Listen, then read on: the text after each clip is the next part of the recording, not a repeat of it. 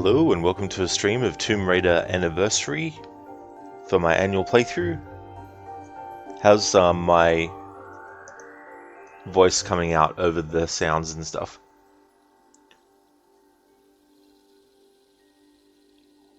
Hey there Vital, welcome. Tell me this, how the fuck is Lara not my girl yet? One huge reason. She's not a real person.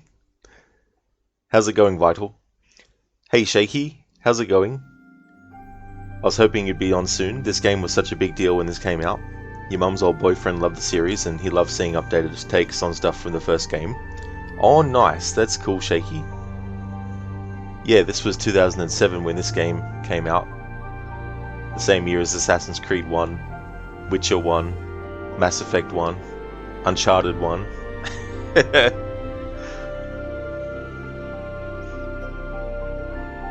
Hey there Lynchmob, how's things going? Shaky, sorry about your voice. Oh, is my voice coming out over the game audio or?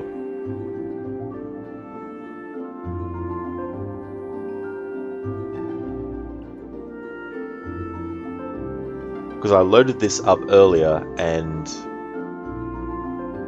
the settings that I had from previous playthroughs were still active, but for some reason it reset it, so I think there's something screwy going on with save files with the Xbox 360 backwards compatible stuff. Ever since Xbox got rid of, or, buying stuff. Shaky, in 2007 you still played PS2 and mostly bought PS2 games. Yeah, I got this initially on PS2 when it came out, and I hadn't actually played through Legend yet at that point, I don't think. So I played this before Tomb Raider Legend, I'm pretty sure. But so long ago now. Oh no, you're right Shaky. No, I was just wondering if my voice, because the volumes for this, even at 50 each, is very, very loud. So I just wanted to make sure that my voice isn't being drowned out by the music and stuff like that. I'm just worried that the same thing that happened with Assassin's Creed 2 on the Xbox 360 is going to happen with the Tomb Raider Anniversary games. Or this game. Because, yeah, there's something screwy going on with save files and... Oh, no wonder why. It didn't friggin' sign me in.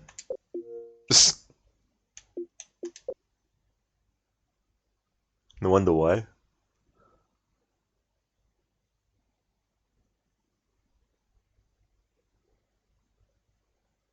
It's very... Sometimes you load up these games and it automatically signs you in. Other times it doesn't. And it's like, make up your mind, game. Like, seriously. Alright, so that's better. That's what I had it set to before. Now, I just realized too that... Oh no, I should be able to do a fresh save from the start. Yeah. Alright, so that's better. Play game. Load game.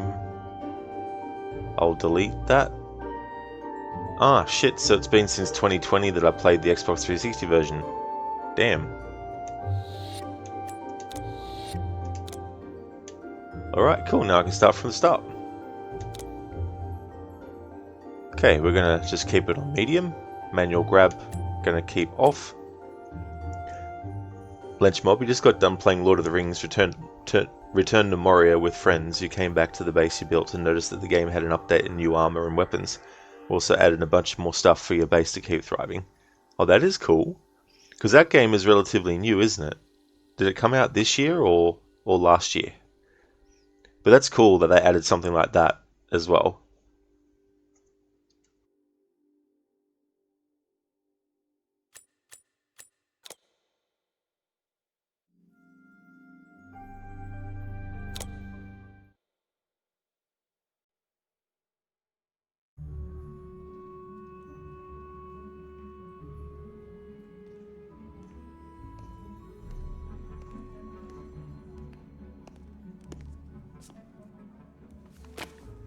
Now what's a man gotta do to get that sort of attention from you?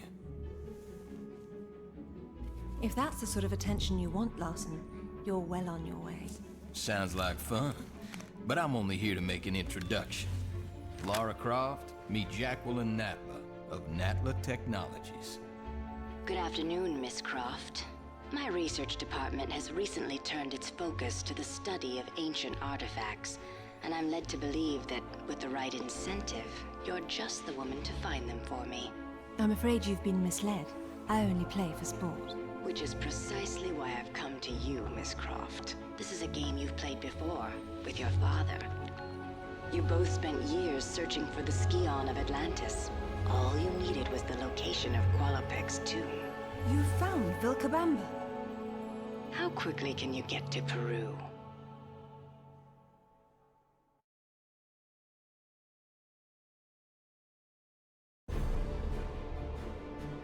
Vilcabamba continues to elude us, and my insistence that we press on in spite of these failures has morale low. I suspect Jenkins to be the author of this sedition.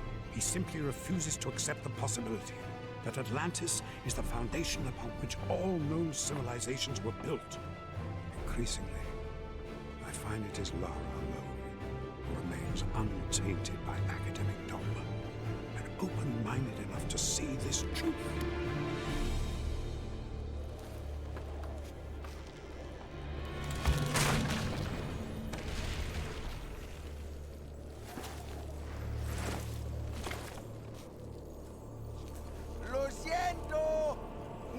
Bastante cuerda.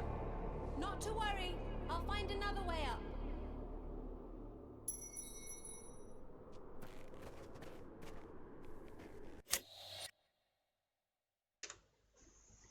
Lynch Moment came out last year, and this is the first time you noticed they updated the game. Oh, so it is relatively new. Yeah, I thought it might have come out this year or last year at some point. Thank you, Lynch Mob, for redeeming the Arnie movie scene impression.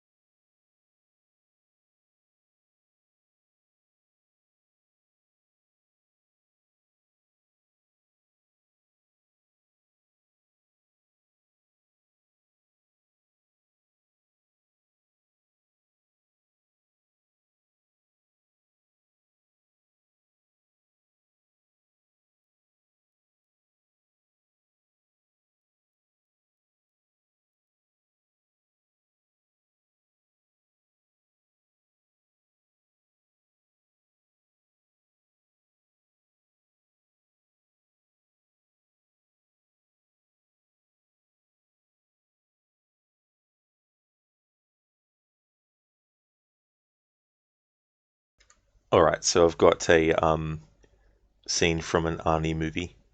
John, how's your arm? Come over and find out. No, thanks. I think I'll take a pass. John, stick your head out. One shot. Right between the eyes. I'll make it quick, just for old time's sake. Bennett, stop screwing around and let the girl go. It's me that you want.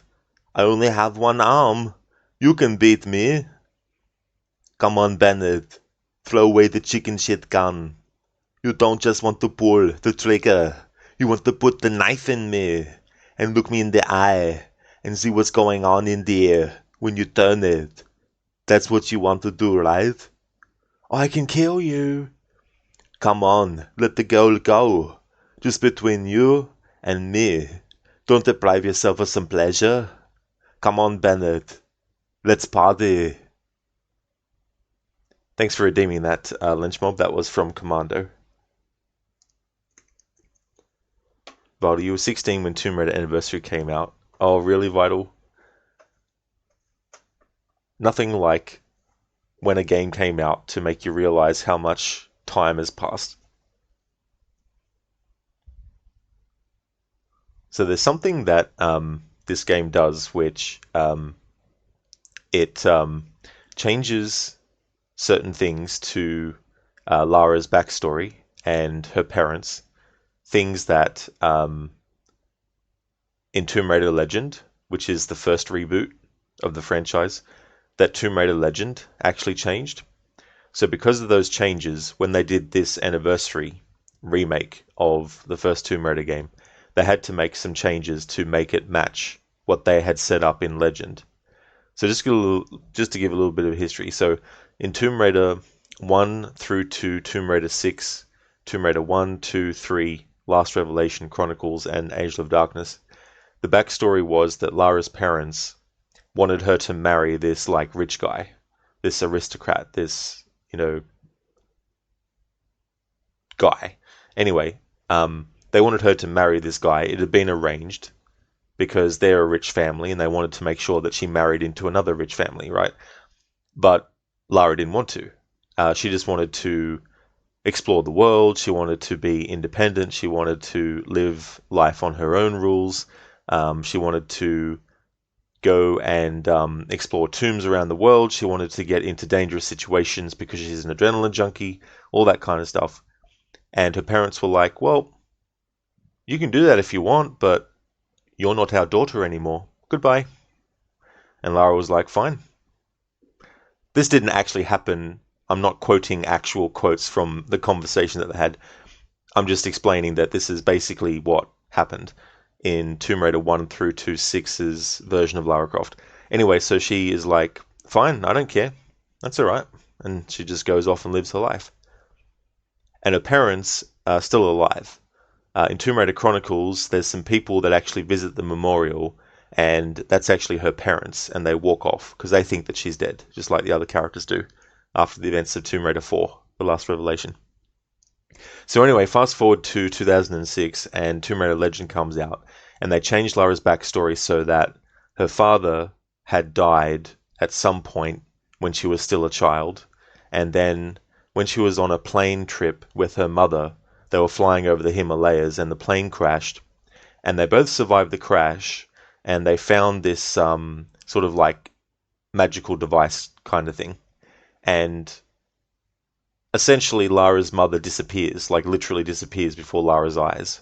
And she doesn't know what happened, and she just basically leaves, and she grows up without her parents being alive.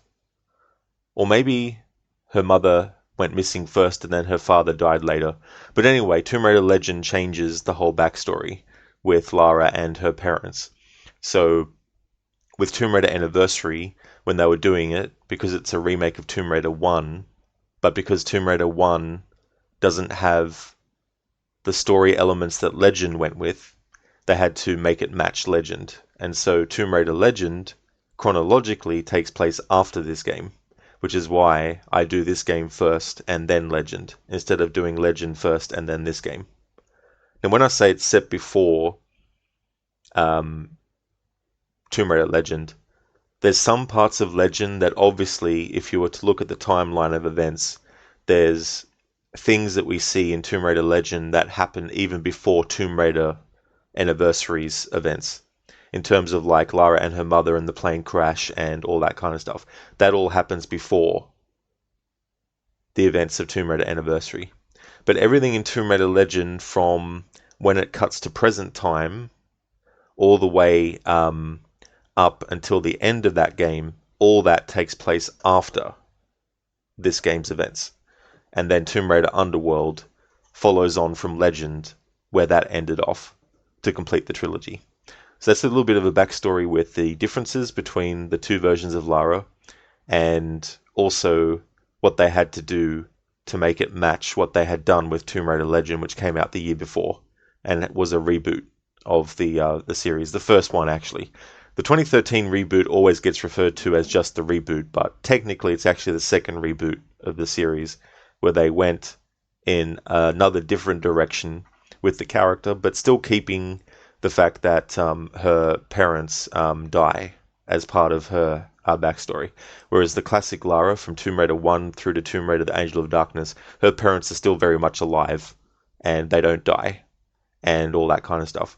And so at the start of this game, we have that sort of like narration from Lara's father talking about his search for the Scion. So in terms of like Legend, Anniversary, and Underworld, they make it that her father had been searching for this thing before.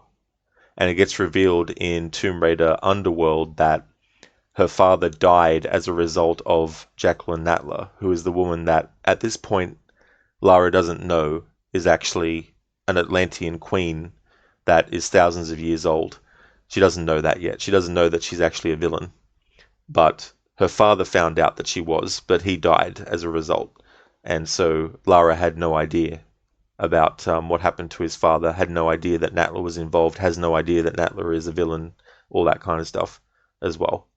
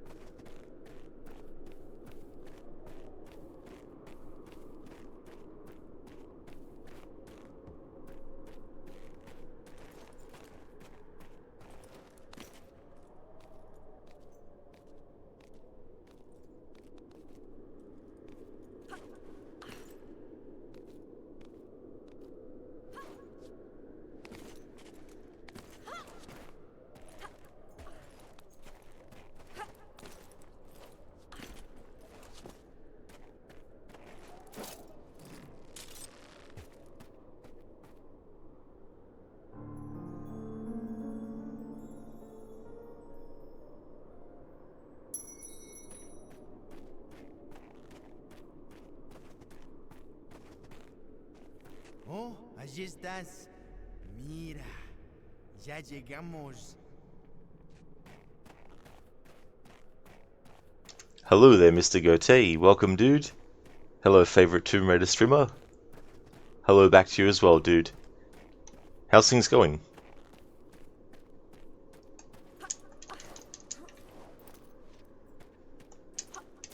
Lenchmob, isn't Lara cold though? Oh no. Yeah, she'll be fine. She likes running around with booty shorts on when it's freezing.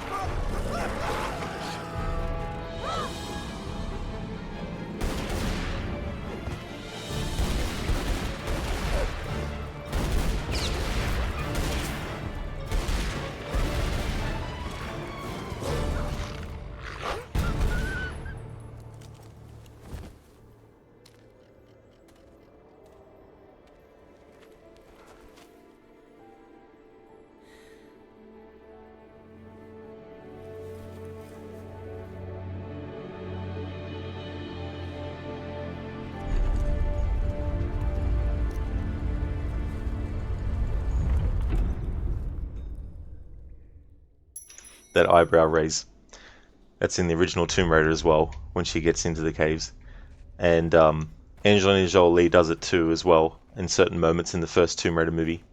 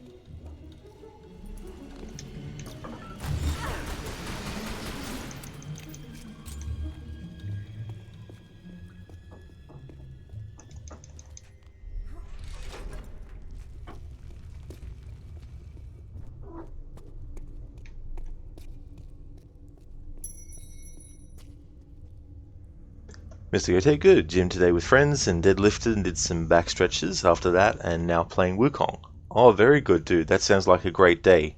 I hope that the gym session went well and that you're not feeling too sore, but if you are, hopefully it's sore in a good way. How's Wukong going as well? Hey there, Stan. Welcome. Is Lara wolf-kissed? Is this a canon event, chat? She almost was, Stan. Almost. The wolf didn't get to biting the neck. How are you going, Stan? Welcome on in.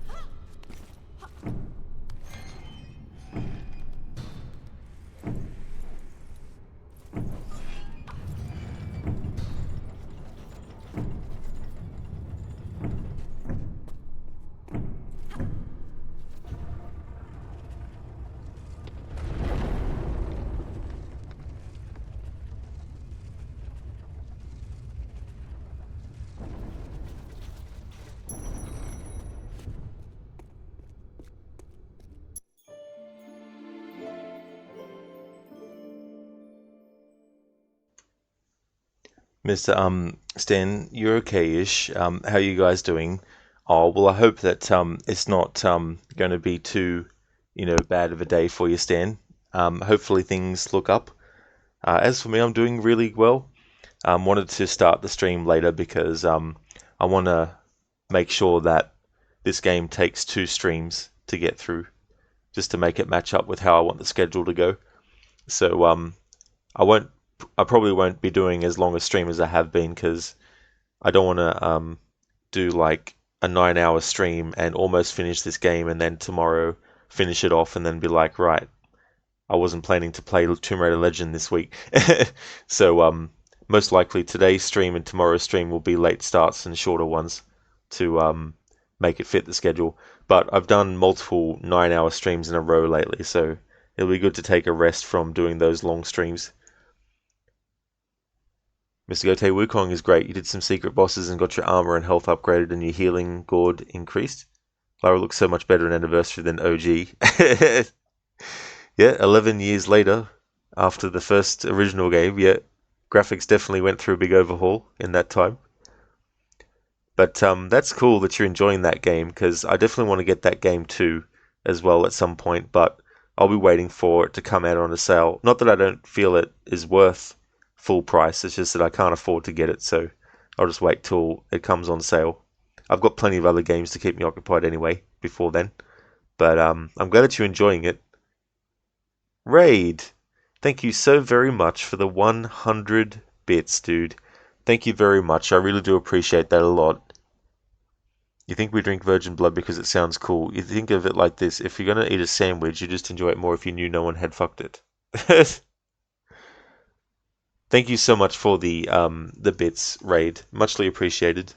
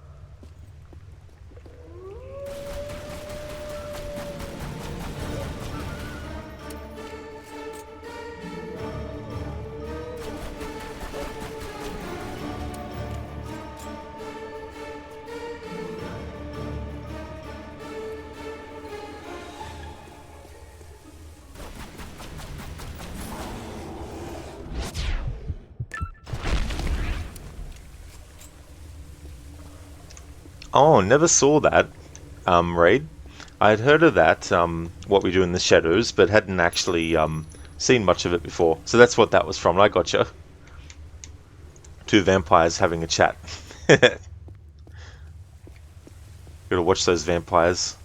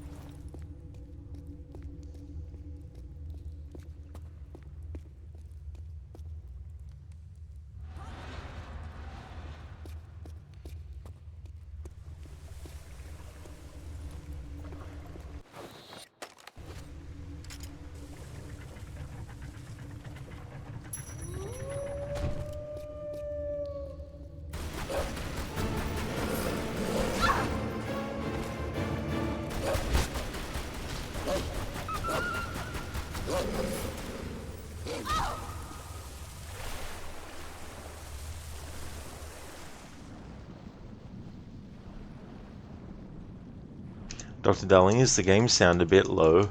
Quite possibly. The settings that it's on was from when I streamed this a few years back. But when I did that, it was directly from the console. But this time around I'm using the Xbox app.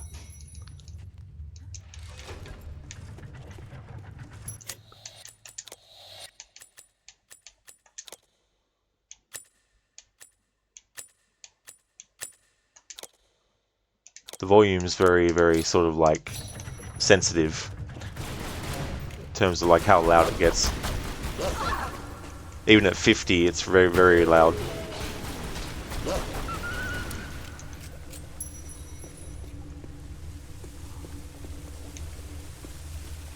Dr. Darling, Lara with the fancy flips? Hell yeah. Sounds better now? Oh, that's good.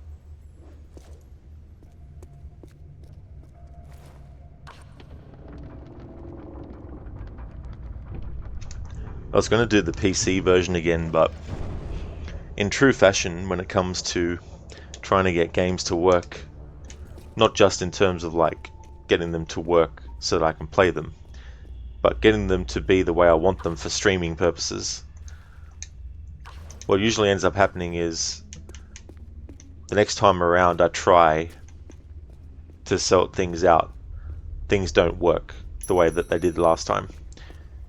And I spent a bit of time on it, and then I was like, oh, fuck this. I'll just do the Xbox versions of Tomb Raider Anniversary, Legend, and Underworld. I may as well. That way I don't have to worry too much about certain settings and stuff.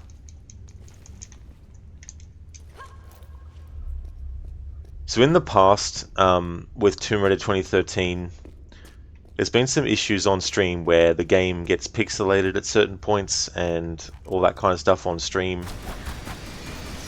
And I don't know how I'm going to be able to handle the 2013 game, but I'm also going to have to stream that with the Xbox app and stream the Xbox version. With these games being a lot older, they're smoother to run with my internet and all that kind of stuff, but I don't know what Tomb Raider 2013 is going to be like.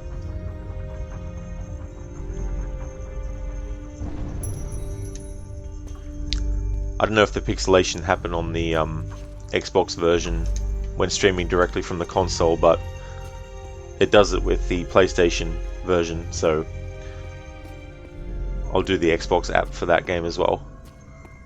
But the screen resolution might be not as good because there's something that I can't take off the screen completely when playing newer games on the Xbox app, because they decided to make it that the control panel for the Xbox app can't disappear off the screen. The only way to do it is to change the screen size to have the black bars on the bottom and top of the screen and then hide the control panel off screen. And doing that with games from the original Xbox or Xbox 360, it's fine because they're already, you know, they're not HD, they're not 4K or whatever. Not that I have 4K, but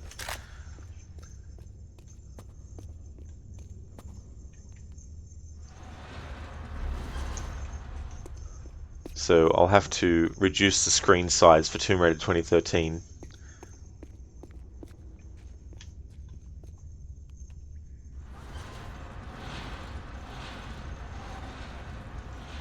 Hey there, Hugo. Welcome.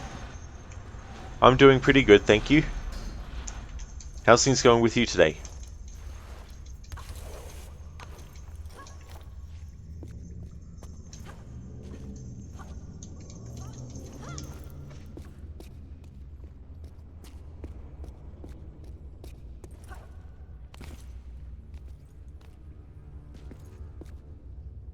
Oh, that's great, Hugo. That's really good.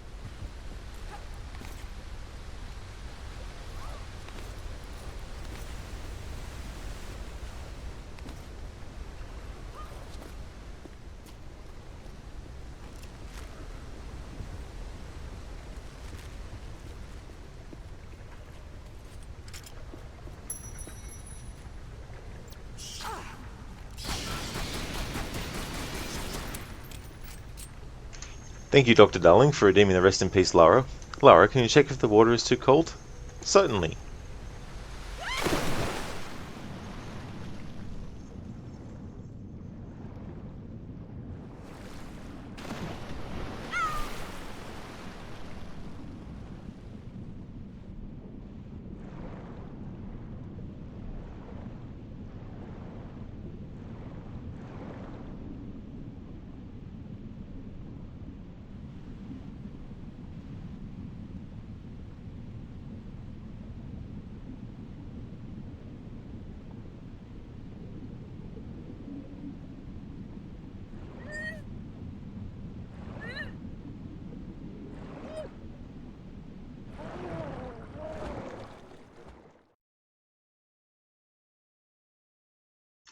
Thank you for redeeming the rest in peace, Lara.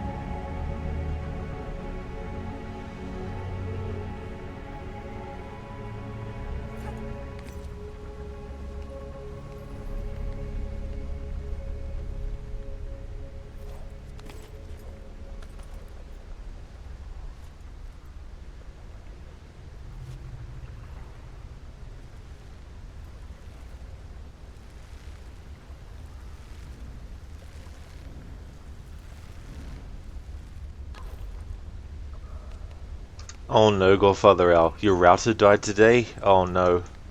Bloody hell. Just what you don't need to have happen. Especially, you know, having to replace. I don't blame you for feeling that way.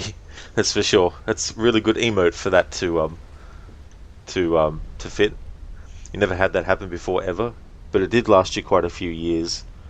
That's annoying too when that happens, because you just get so used to things working because you've never had a problem before, but then there always has to be one exception that turns up. It's good that it lasted you for a long time. It's a shame that it still died.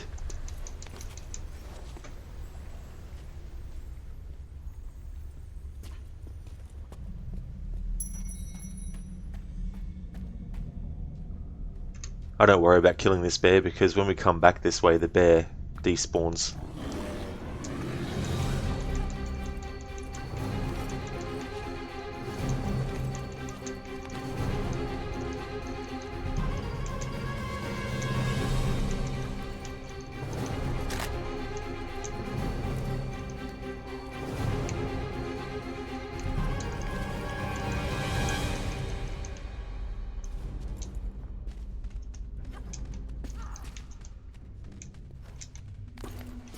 Godfather Al, a new one should arrive next week. Well, that's good. You don't have to wait too long for it. I hope it wasn't too expensive as well.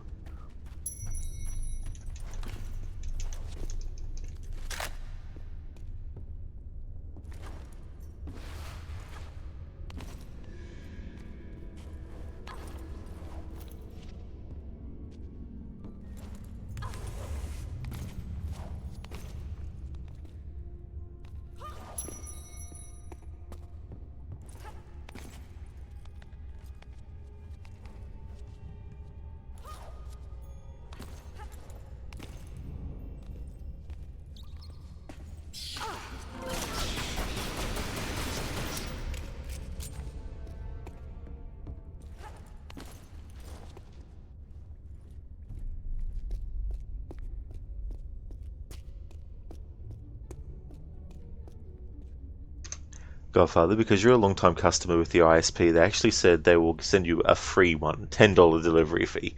So not bad. Some TP Link one worth around 115.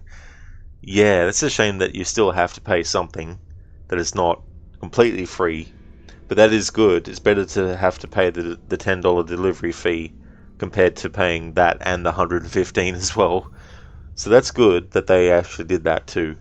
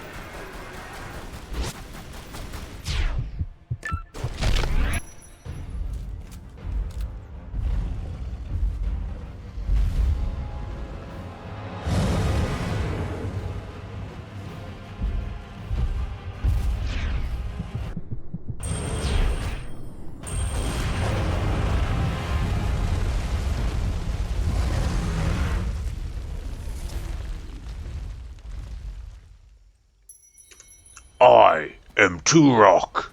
Whoops, sorry. Wrong game with dinosaurs in it. Dr. Darling, time for some dinosaur killing. Rest in peace, last dinosaur on planet Earth. It's like Lara made the dinosaurs actually go extinct.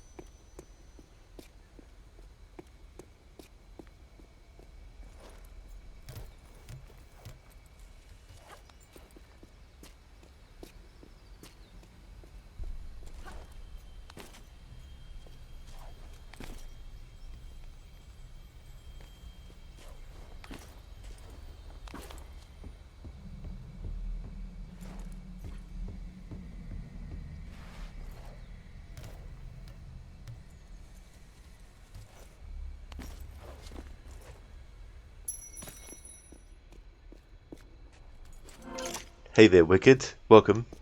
But damn, imagine how much for boots and purses from that skin. From all the dinosaurs, oh yeah. That, and talk about like a very rare kind of material as well at the same time. That would fetch quite a price. You could probably sell that and then retire for the rest of your life.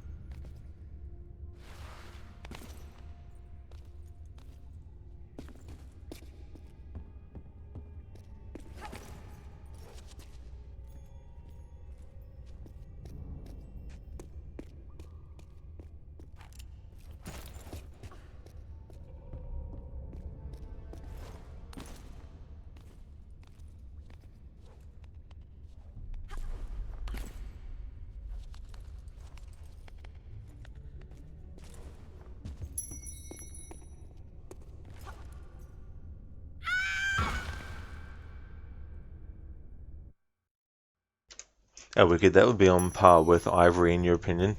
Yeah. Yeah, that's true. If it was like, if there were dinosaurs that you discovered.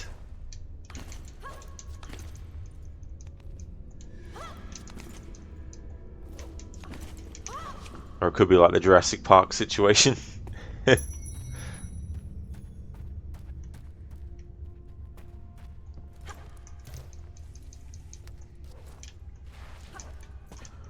That bear that was here before is now gone. And so is Lara. I tried to jump diagonally across to the other thing, but got obstructed.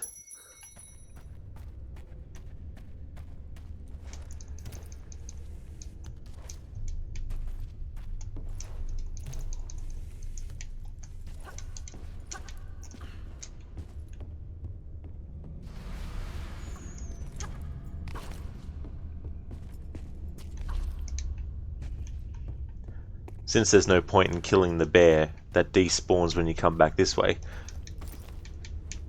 I'm guessing, I don't know for sure, but I imagine that might be something that speedrunners use to save time. Wicked. You think more of Dino Crisis than Jurassic Park? I never actually got into that series. I played the... oh my god, Rod. I played the first one. But then again, to be fair, it was around the time when I played it, it was around the time that I was playing the old school Resident Evil games, so I probably felt more like playing those.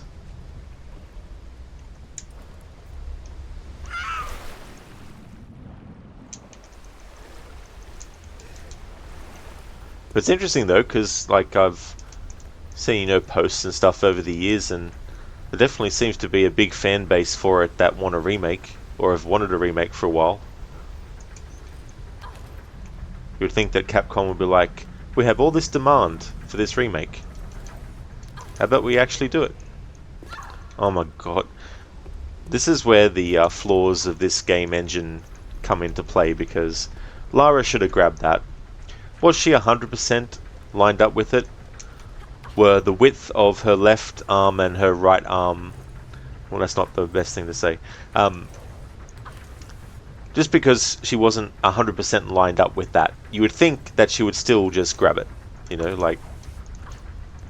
Give the player a little bit of, you know, leniency.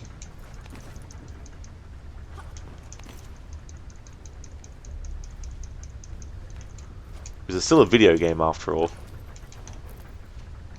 It's okay to have video gamey things in it, like, you know, if the character's slightly off of a ladder, it shouldn't matter. Just have the character still grab it and line up with it.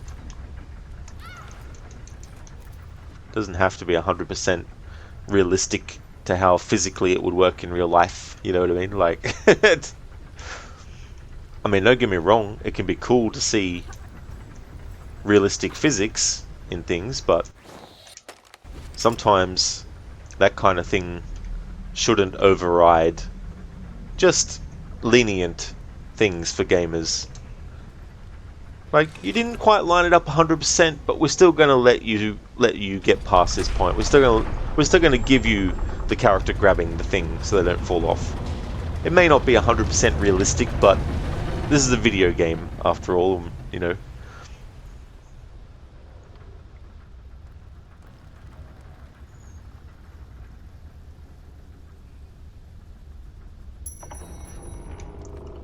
Lara getting her stretch in.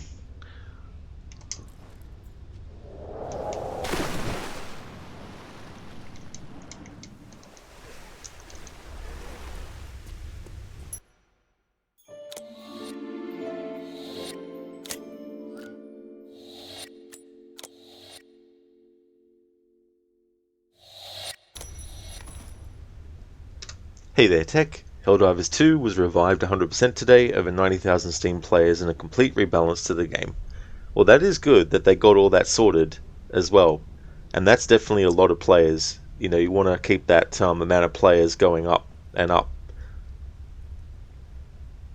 Wicked. Well, that would be a nice remake of old games, like what was done for Tomb Raider 1, 2, and 3, or what CDPR and GOG has done for the original Resident Evil 1, 2, and 3.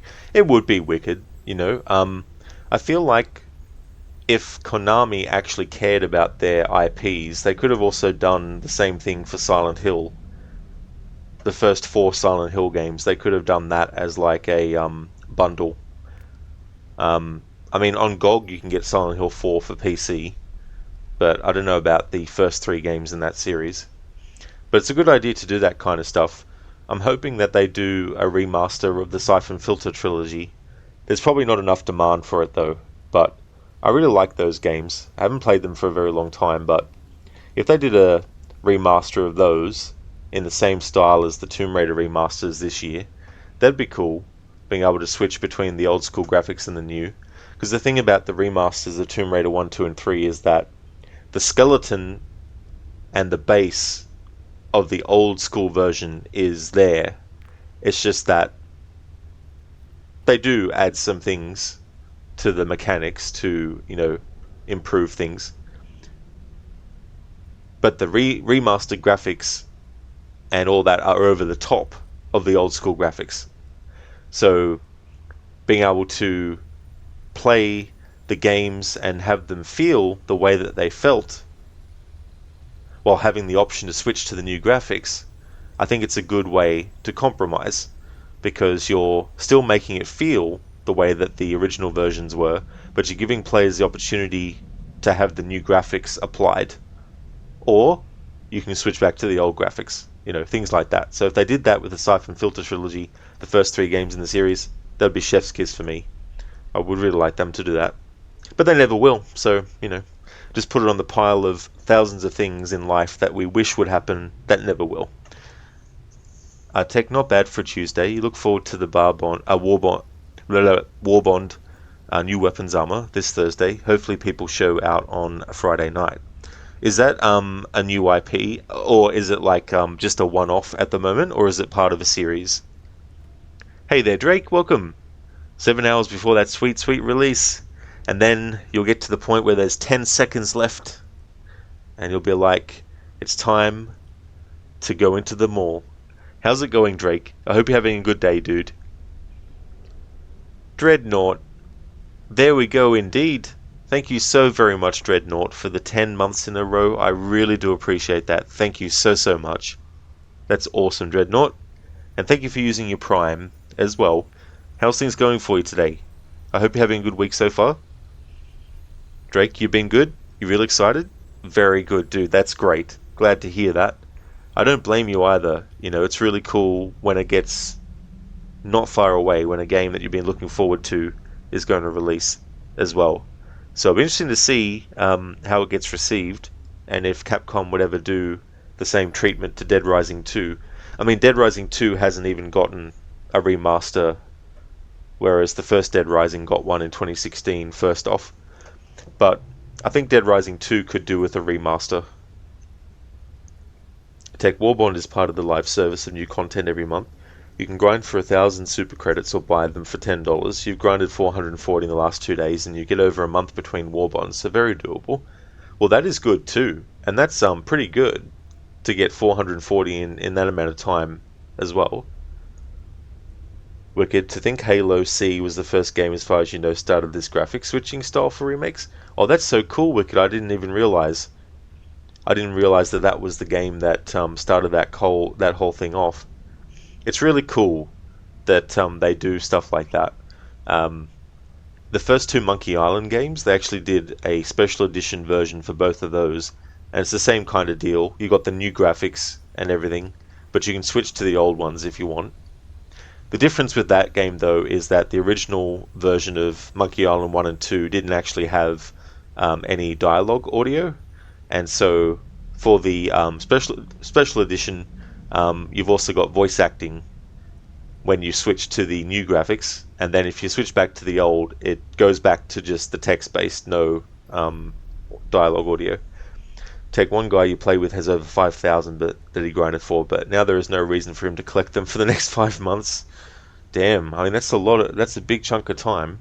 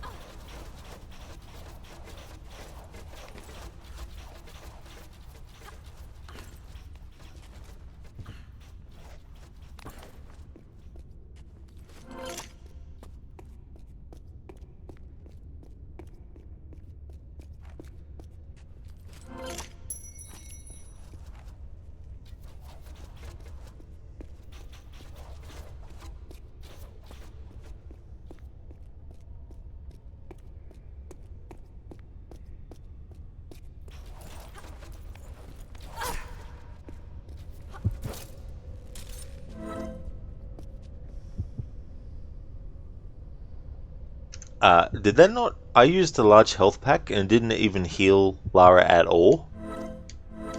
The fuck?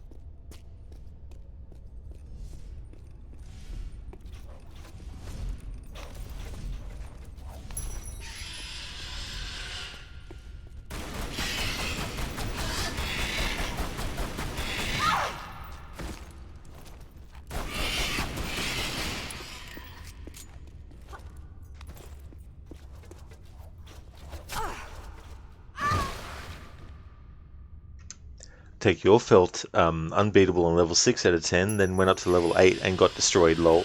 The enemies are easy to kill, and the weapons do a lot more damage now.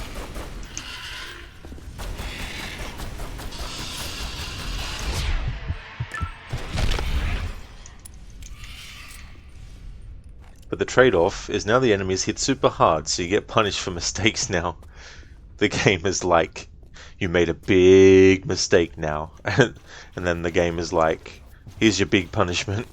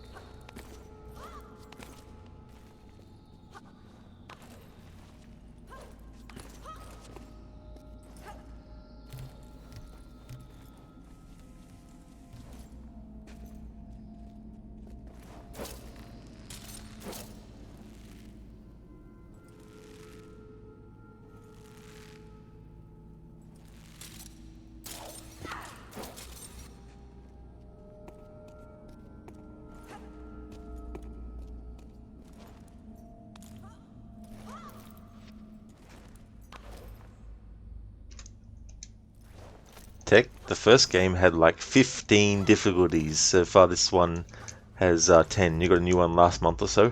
Damn, that's a lot of difficulty settings. Or rather, you know, difficulty tiers.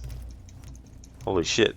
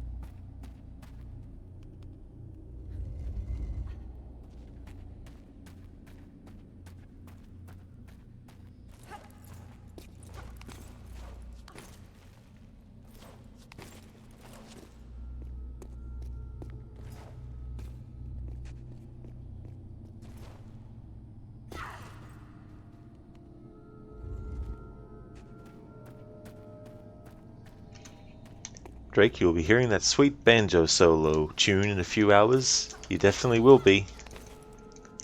Hope it's worth the wait.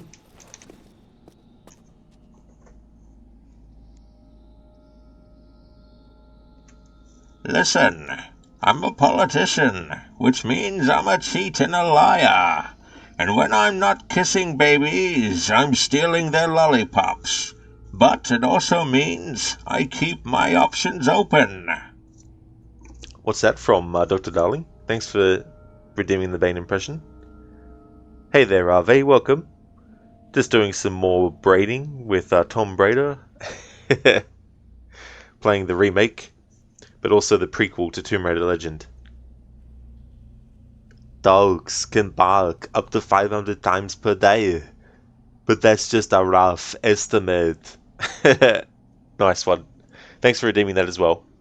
So the Bane impression was from The Hunt for Red October. Very nice. That's a good movie, that one. Haven't seen it for how long? Probably almost 10 years ago now.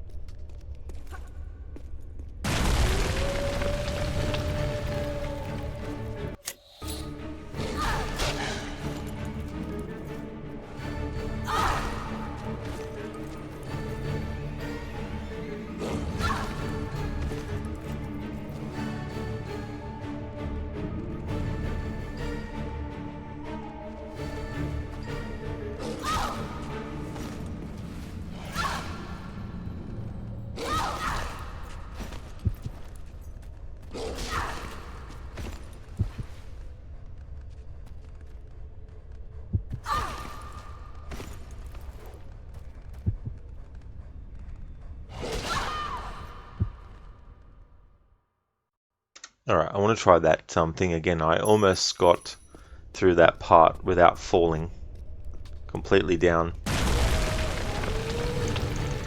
Oh, come on, game. Seriously? She was literally on the fucking ledge. Don't pull that shit on me.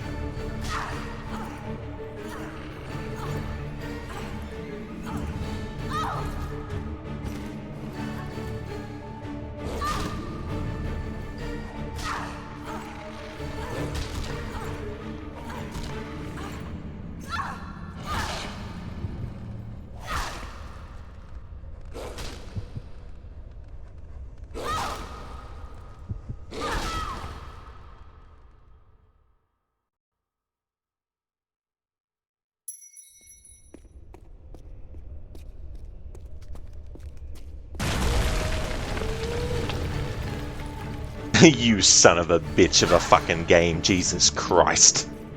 That's bullshit.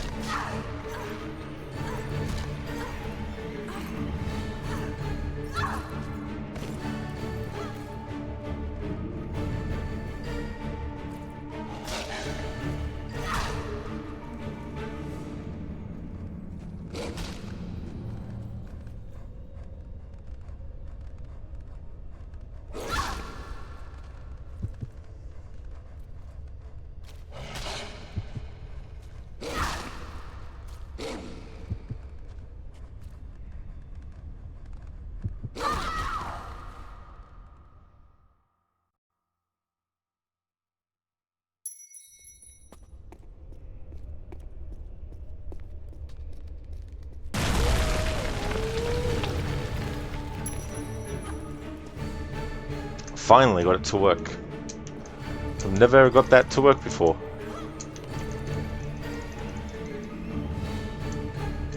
Oh, fuck. Fuck you. Fuck you.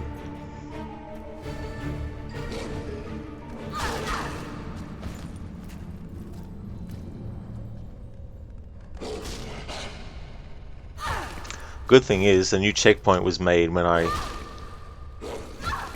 achieved what I wanted to.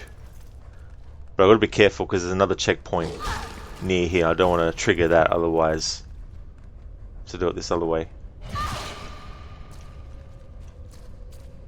Come on, game. Kill the fucking character. Like, it's so funny in games, when you want the character to get killed, it takes 10 minutes. When you don't, it takes 5 seconds.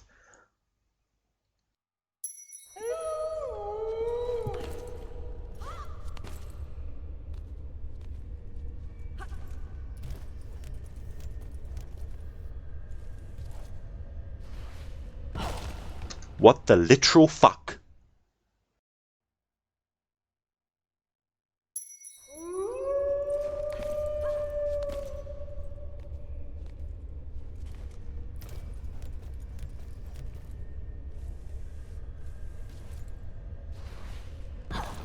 What? She's not grabbing onto the friggin' ledge now. What? Because I didn't do it the way the game originally fucking intended? Is that fucking why? The game's like, well, you're going to circumvent this fucking part. Well, how about we say fuck you then? Is essentially what the game is doing. Yeah, nah. It doesn't like the fact that I tried to fucking do it a different way. That's all it is.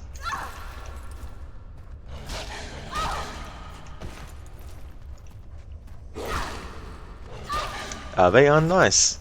Want to know something great? Yesterday finally got the platinum for Ghost of Tsushima, and damn, it was good. It wasn't a slog, and it was very enjoyable. It wasn't the easiest platinum you've gotten, but definitely the most fun platinum. GG's are they on getting that done. That's excellent. That's really good.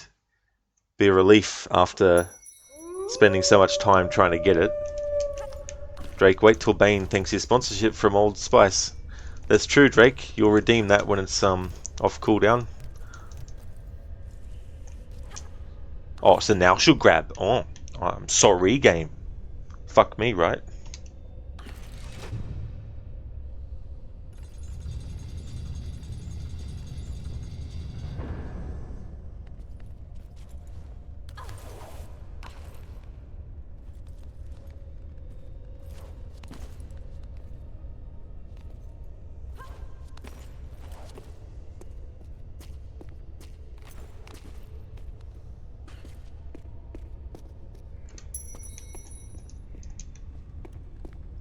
Dr. Darling, Sony wants to release a remaster for Horizon Zero Dawn. Meanwhile, you have 5 minutes played.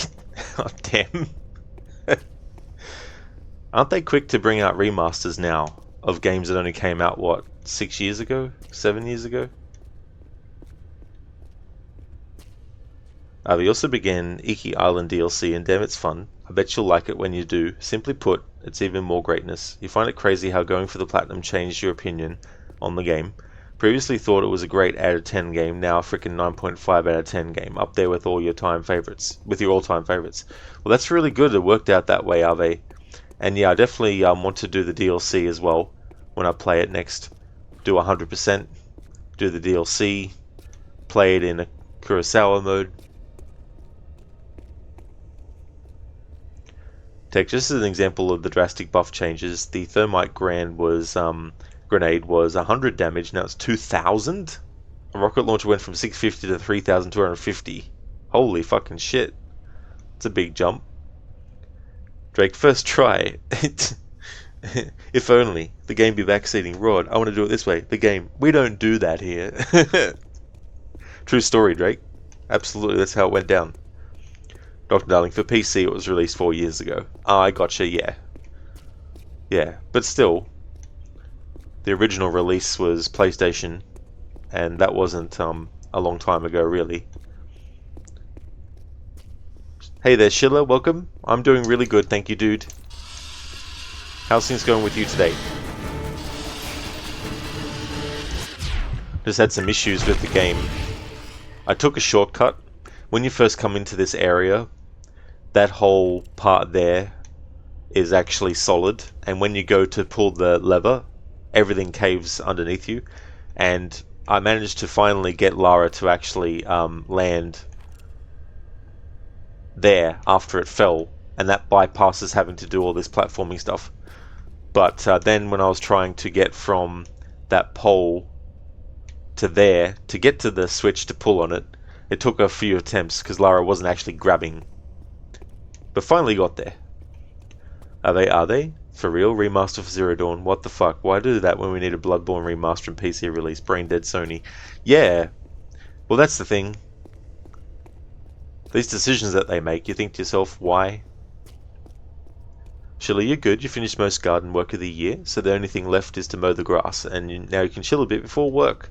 Oh, very good, dude. I'm glad that you're going well, that you got that done too, and that's good that it's done for most of the rest of the year now. Tech, in your opinion, remaster used to mean something. Now it's a Botox injection of improvement, leaving the game a strange look in most cases. Remakes are the old remasters.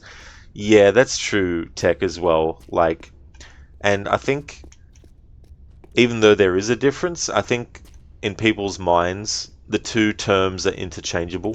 A remake, remaster. It's like, this is a remaster. It's like, no, it's not. It's a remake. It's like, well, no.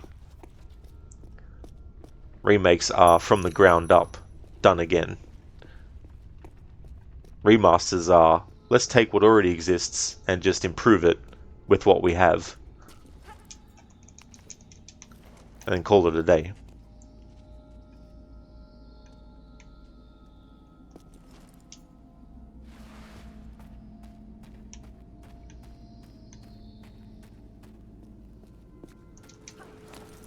Take exactly. That's it, you know, like... That's why sometimes I have to clarify when someone says a remaster, if they actually mean a remake, or vice versa, as well. Ave, you got to return to work. Good luck with the stream. Thank you for the good luck wishes, Ave. I really hope that work goes well for you. Thanks for stopping in for a little bit.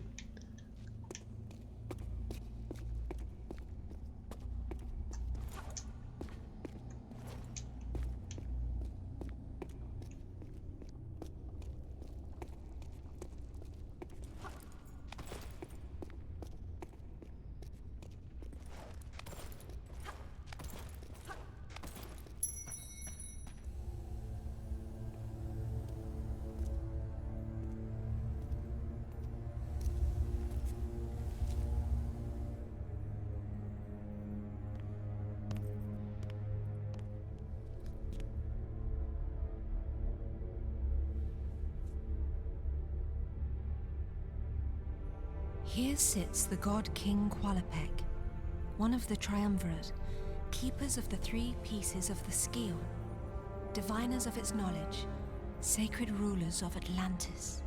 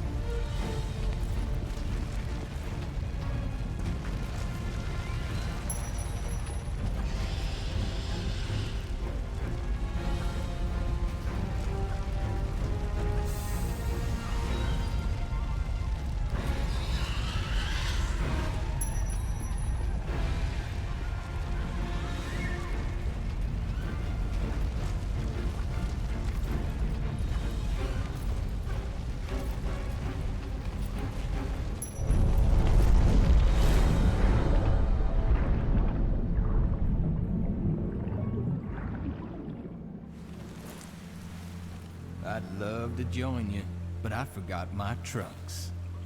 Why am I not surprised? You got your job, I got mine. I'll take it from here. I hope Natla sent you here with more than that shotgun. Don't sweat it, kitten. I prefer a more hands-on approach.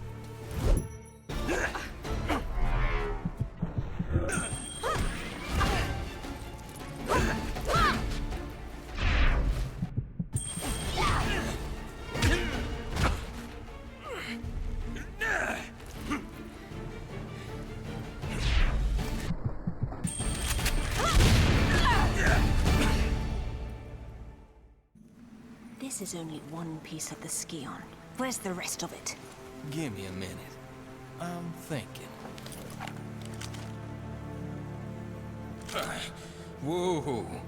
Makes no difference to me. Pierre's probably already found his piece. Pierre Dupont? Where? Now that I don't know.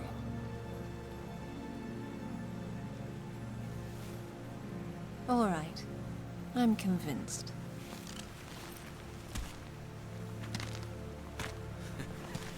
Damn. You really had me going there.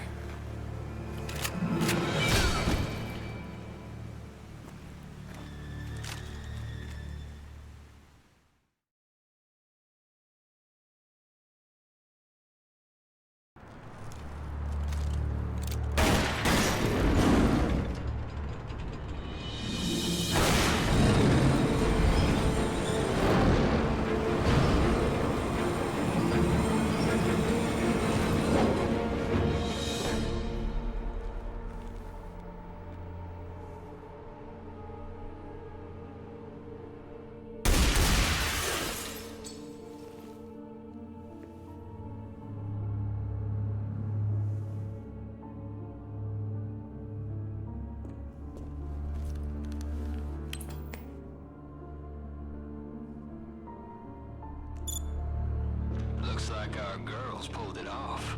Of course she has. Now it's up to you. Not that I'm complaining, boss, but what makes you so sure she's not gonna bring it back herself? Lara would never part with the Scion. She's far too obsessed with it, just like her father. Ah, Monsieur Dupont. You have something to report? Good news, madame. Your information was correct. I have located my piece of the Scion. Voila! It is buried under a place called... St. Francis Folly.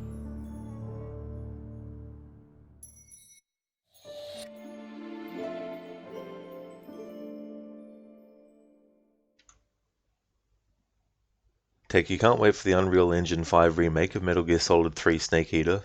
Agent 47 dual silver ballers versus Lara Croft twin pistols.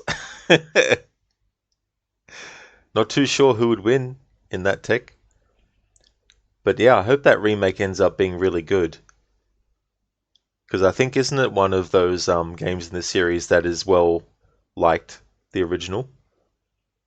Drake, you'd go for Agent 47. He has a barcode on his head, so he's probably smurfing.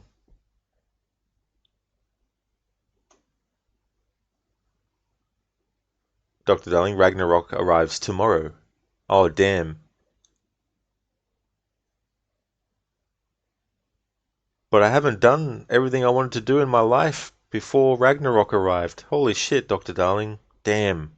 I'm gonna die at the age of 40 when Ragnarok happens tomorrow. Well, that's good that the God of War Ragnarok game comes out tomorrow on PC. Drake, aim for the other head, Lara. He'll definitely talk. Oh, absolutely, definitely will. He might say a little bit like this, but he'll still talk. Tech, you'd say if Lara got close, she'd win, but if Agent 47 had a contract or distance, he'd win. And if Mario was fighting Agent 47, he'd win as well, depending on how you wrote it. I find it hard to do those scenarios. Hats off to people who do, because I find it hard to decide who would win, because it's like you could make anyone win. You could make an ant defeat a predator if you wanted to. You could be like, yeah, the ant was infected with some poison that ends up, when it bites the predator, killing the predator instantly.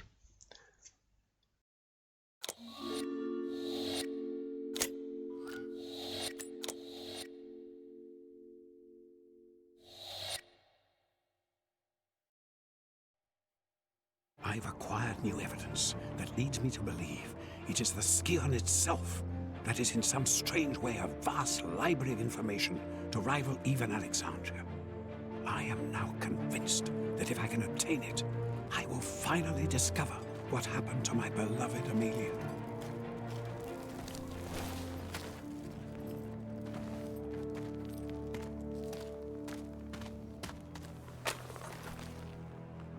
Oh, Pierre, you litterbug.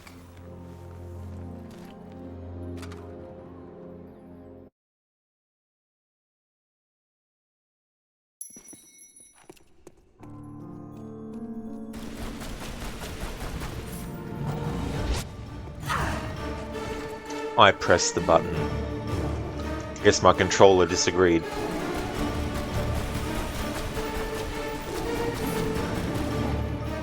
Do I have to punch it?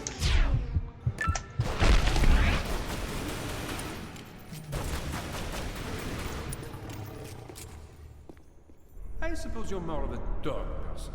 Natla doesn't honor her contracts, Pierre. I'd move on if I were you. No, mademoiselle. Natla and I understand each other. I find things for her, and she rewards me handsomely. But you seek the very thing she does. That is why you are not trusted. I trust my instincts. And that is why you are in second place. I am a professional, mademoiselle. I focus on the job, and I get paid. There's more to life than money, Pierre. This isn't life, mademoiselle. It's business. Your compulsion prevents you from seeing the difference. It hasn't prevented me from getting a piece of the skill. How's business for you? Touché. So then, why don't we see whose compulsion gets them the next piece?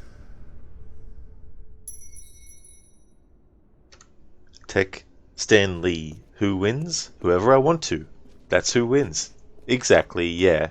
I mean, like, if you were to sort of set up a list of rules, like, for example, if you were like, right, Lara can't use any, like, guns, and Agent 47 is allowed to use a sniper rifle, but he's not allowed to move from his position or something. Just using as an example. Like, if you did things like that, then that would probably be easier for me to sort of like think about. But yeah, when it's just like Lara versus Mario, it's like, yeah, Lara picks Mario up and throws him down a chasm, I guess. I don't know. Drake, you would never do who would win questions from other universes because they won't happen. If they're at the same universe, it can happen. That's a good point too, Drake, as well. Especially if you're matching up characters against each other that are from one franchise where there's something like, you know, really advanced technology, whereas in the other universe there isn't. Hey Biko, welcome. How's things going? Is this Legend or just called Anniversary? This is Anniversary, Biko. This is the remake of the original, but it's also a prequel to Legend as well. But I'm doing well, Biko. Things are going good. How about yourself? Tech, during the cutscene, you just thought it was funny because they both have two pistols. That's true, Tech. In some ways, they try to make Pierre like Belloc in Raiders of the Lost Ark, where you have this character that is very similar to Indiana Jones, except just an evil version of him. And Pierre to Lara is kind of like an evil version of Lara. But what's so funny too is that Pierre is so close to Lara when he talks to her at that last point. It's like, why didn't Lara realize where he was? Because he wasn't a fair distance away. He was pretty close. Like, I think she was here, let's say, and he was here talking.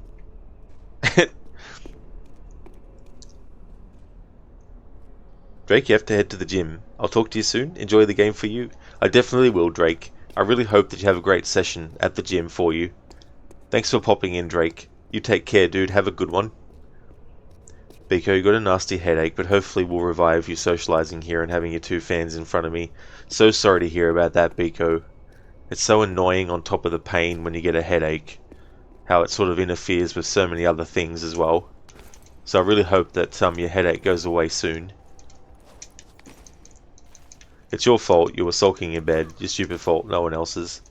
Well, here's to your headache going away. You know, so you can at least get some pain relief as well.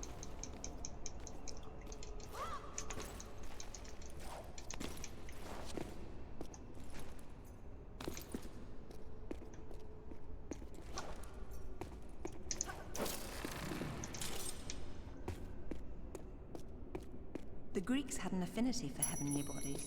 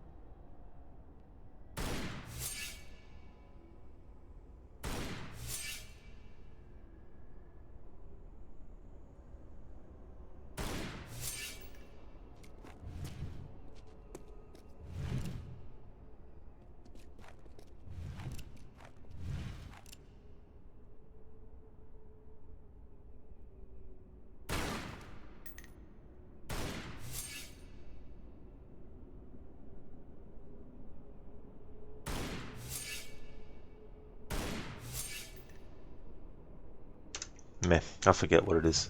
I have to do it this way. Alright, Medusa head and then sword.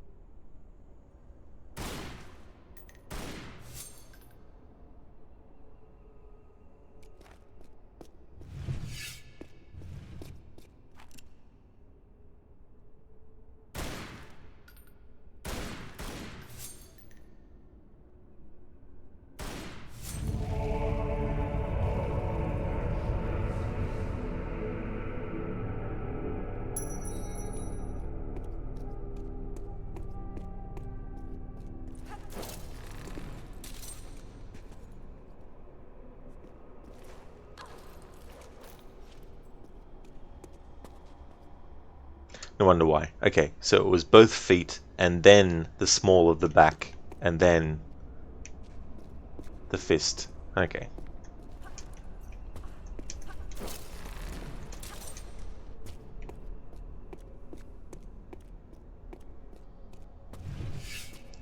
Biko, luckily you haven't got the stabbing pains, which would mean you'd be isolating in front of your biggest fans. That's definitely understandable. It is good that you don't have the stabbing pains as well. Having something that is way, way worse is definitely good not to have. This is Anniversary, Biko. Yeah, Tomb Raider Legend came out before this game, but Tomb Raider Legend is the first reboot of the series, and when they did this remake of Tomb Raider 1, they had to make some changes to make it fit Legend, because in the original Tomb Raider, Lara's parents are still alive, whereas in Tomb Raider Legend, they're both dead in Tomb Raider Legend, but it's not until Underworld that Lara finds out her mother's fate. But yeah, this is Anniversary.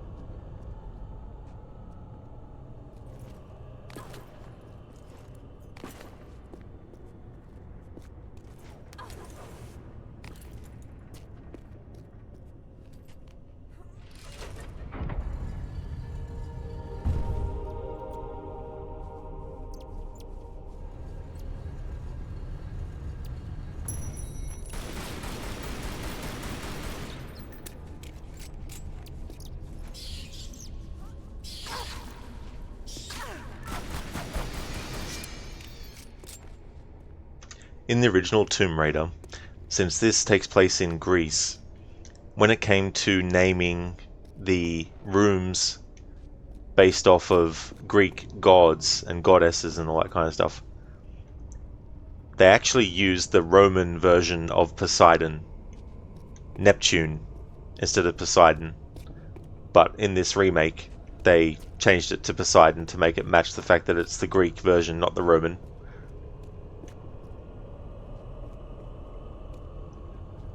Not that it's like a big major game-destroying thing that it's Neptune in the original version, but it is nice that in the remake they changed it to be Poseidon.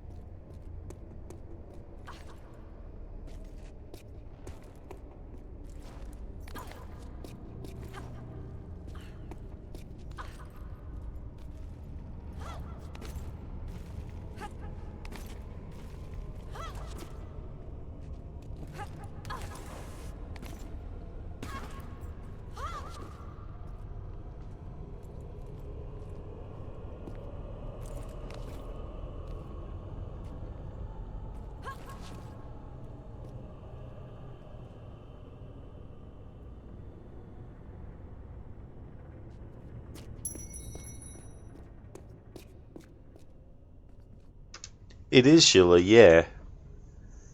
There's also some levels in the original game that in this remake they actually just basically combine into the one.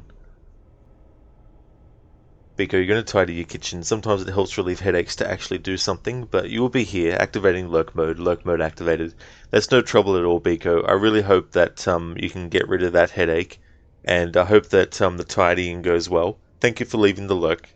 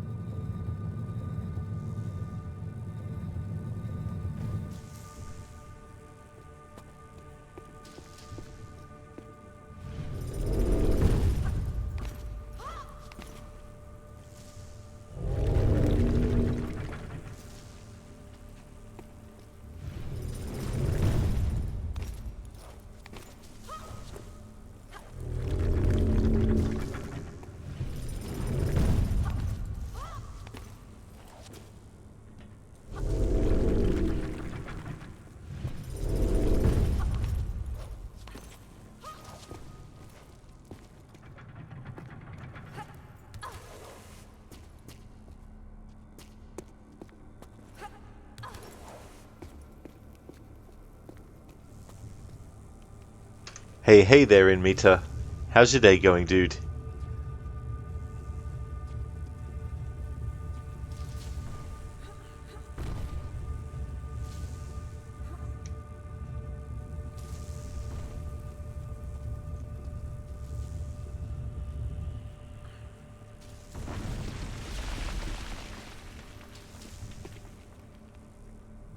That's great, and me too, I'm glad to hear you're going well.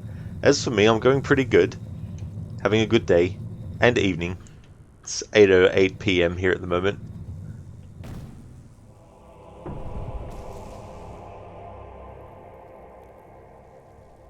Cheers, dude. It'll be a short stream though, because I want to make sure that I don't finish this in one day. Because I don't want to, because I haven't figured out what challenge I want to do with Legend yet. And Legend's a very short game on its own, and I don't want to finish this game today and then have to... I'd rather have a bit of time up my sleeve to think about what I want to do as the challenge for that. And also, I want to time it so that next week I can reduce the stream days for Tomb Raider games, because the rest of the games from here on out I don't need as many days a week to get through. I better get the key.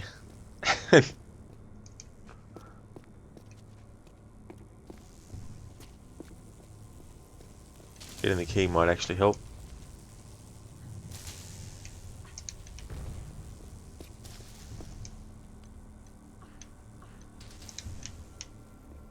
It's sunny and cloudy, is it? Some places are sunny and some are cloudy, if that makes sense. Oh, it does.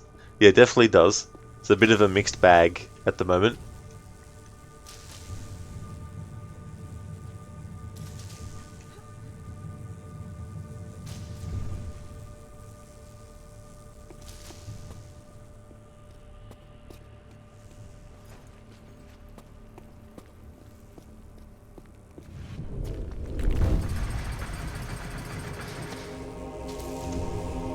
There we go.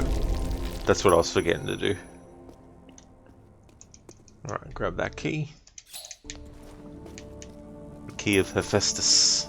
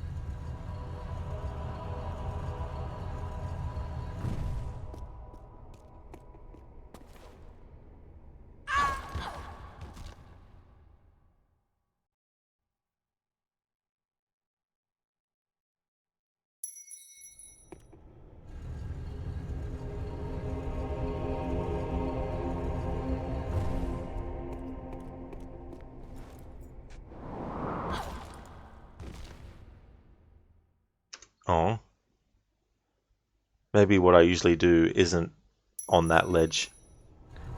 There's a ledge where you can do a head dive and she actually makes it.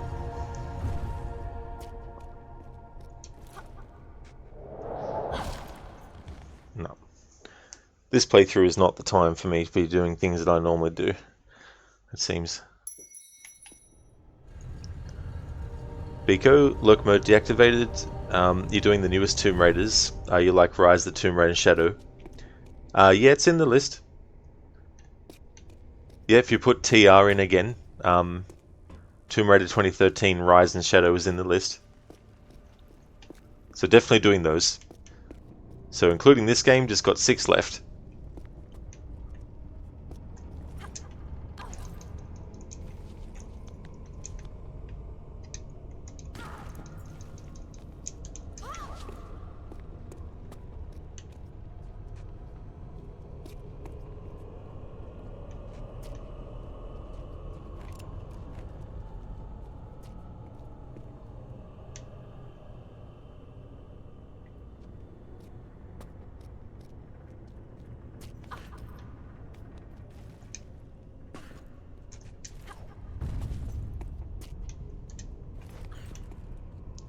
Hey there, Kai. How's things going?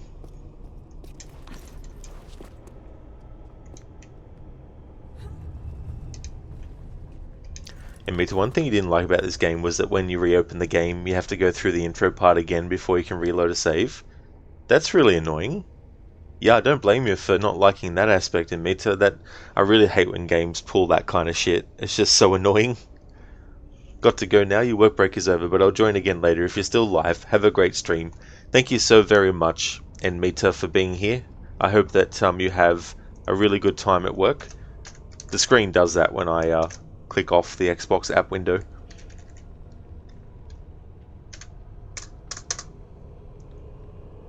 Would like to highly recommend people check out Mita's channel if you haven't before.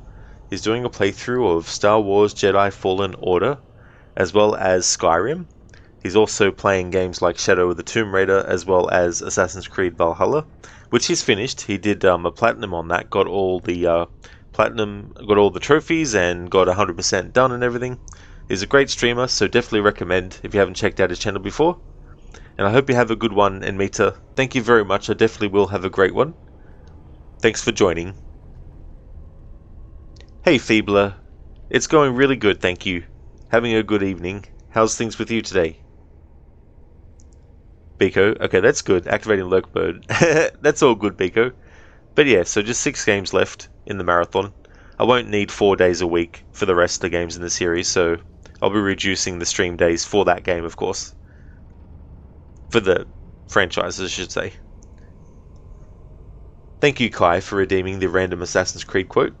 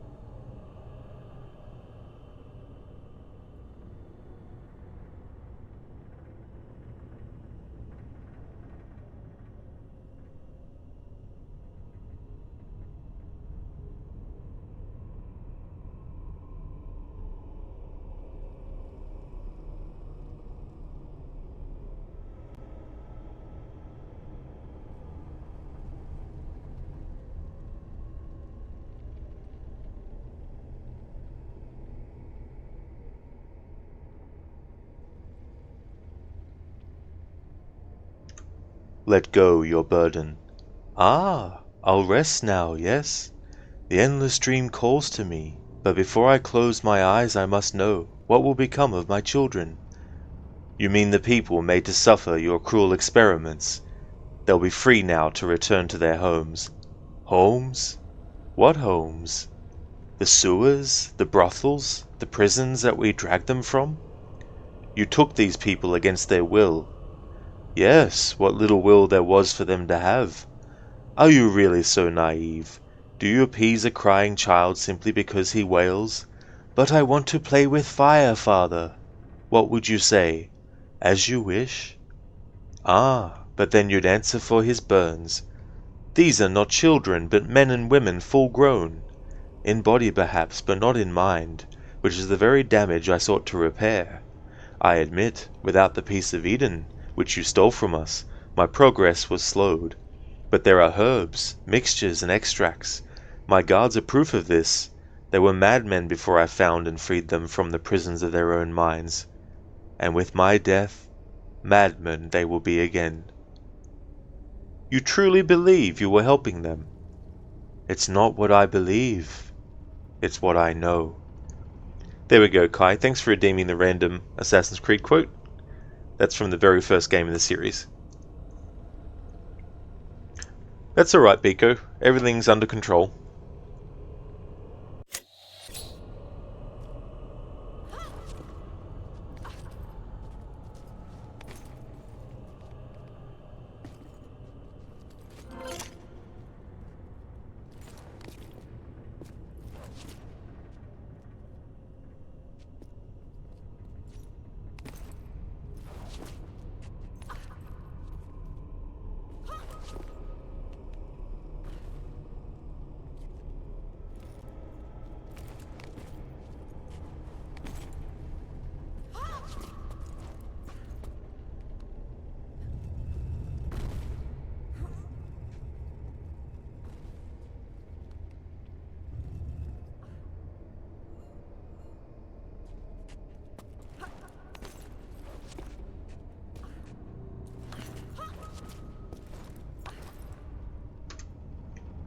Oh, that's all good, Kai. Yeah.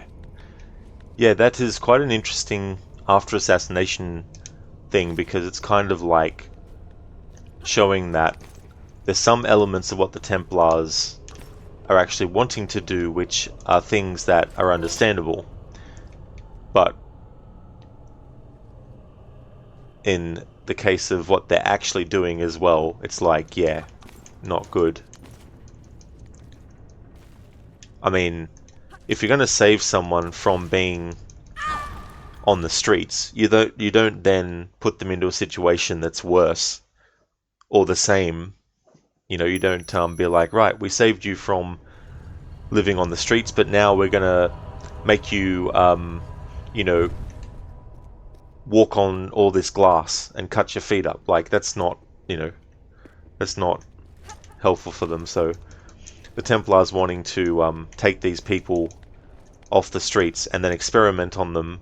Yeah, it takes them off the streets, but it doesn't actually serve them at all to be treated like that.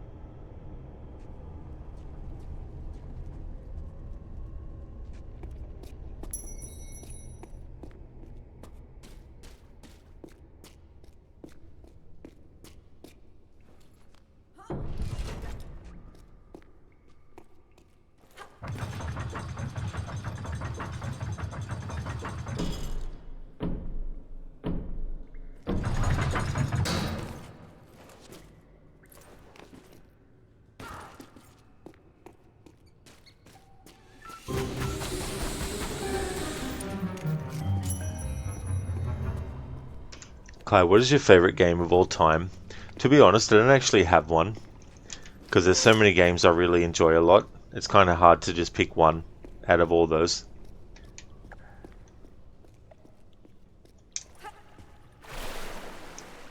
Across different generations as well.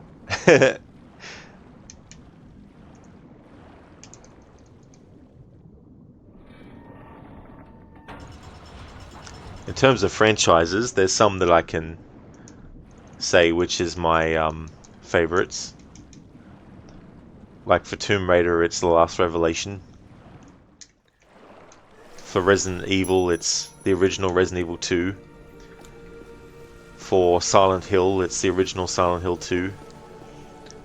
For Assassin's Creed, it's Assassin's Creed 2.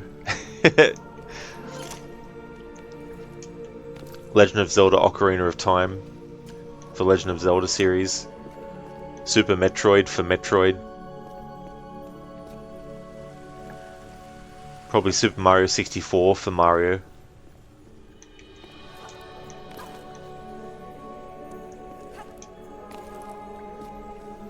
Prince of Persia, the Super Nintendo version of the original would be my favorite Prince of Persia.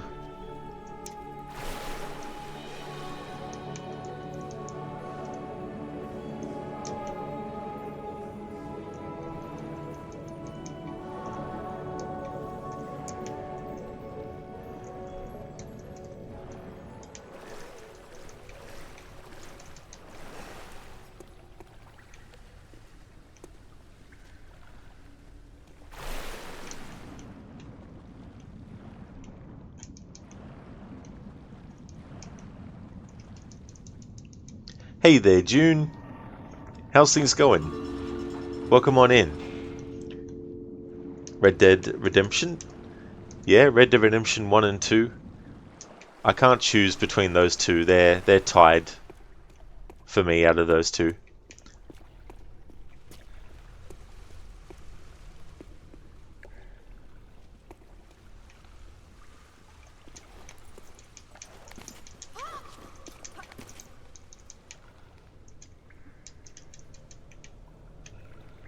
Lara, put your there.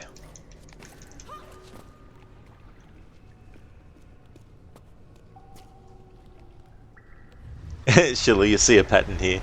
AC2, Resident Evil 2, Silent Hill 2. Yeah, it's amazing how many sequels in different franchises end up being, you know, really cool. Like,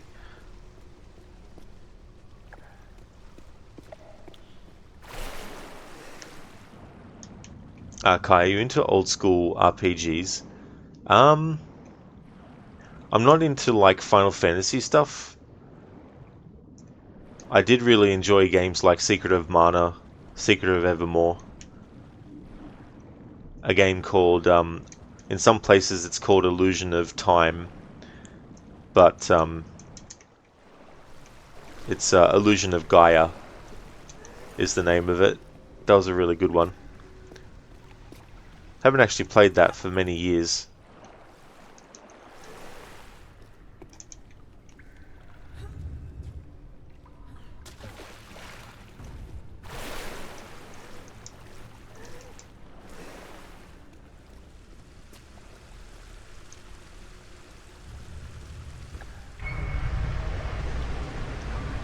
Thank you so much, June, for the lurking.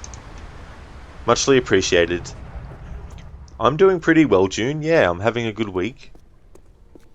Middle of the week, it's always good to get to, because then it's closer to Friday.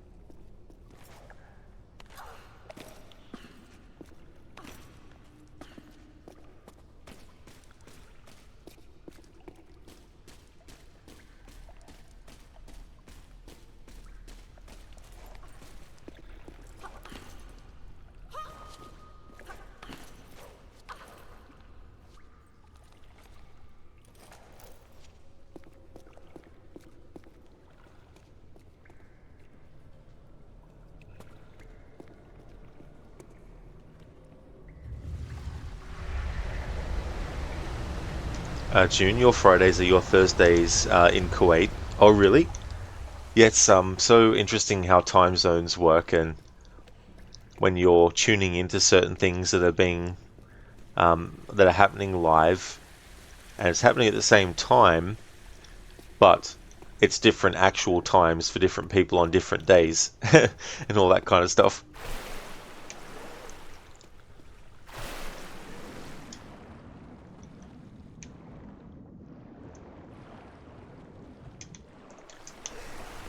Okay, so I need to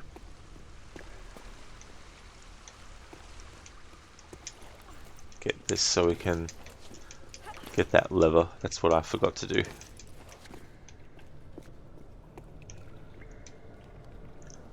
Take, if you spoke to the generation after Gen Z and you had to choose a game that exemplifies this generation of games, which one stands out to you? What game story moved me? Well, I mean, in recent years, there's been games like Hellblade: Senua's Sacrifice, the A Plague Tale games, the Red Dead Redemption 2, things like that. But in terms of like generational stuff, I don't really sort of like think in those terms. So it can sort of be hard because like I like so much stuff entertainment wise that generations before me enjoyed decades and decades before I was even born. It doesn't worry me in that regard with stuff. If a movie's good, whether it's made in 1920 or 2020, for example, I'll enjoy it. Obviously not every single thing that comes out do I enjoy, but it can go either way for so much stuff. I mean, there's probably movies that defined a generation for people, and games as well.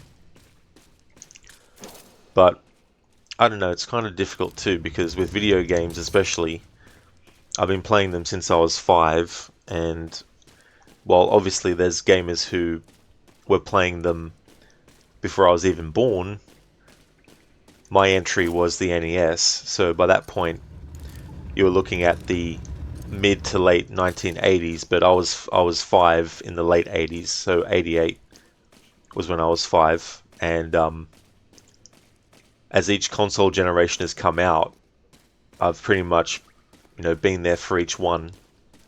In terms of like, Nintendo, Xbox, and Sony.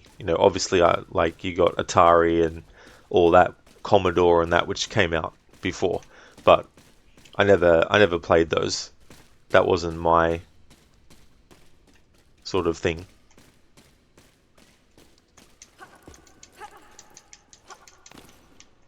Oh, June, you meant your weekends start on a Thursday. Ah, I see, yeah. But yeah, your time zone is always good for you. Well, that is good. It's always good when that can work out too, as well. And then, that way Like, I don't have a time schedule. But there's some days where, it's pretty consistent around what sort of time I'll start.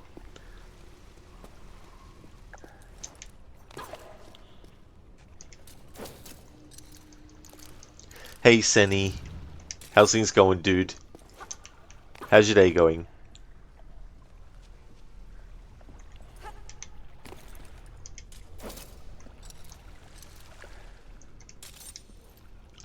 Tech, Avatar was a big deal in 2008, for example. People couldn't stop talking about that movie for years.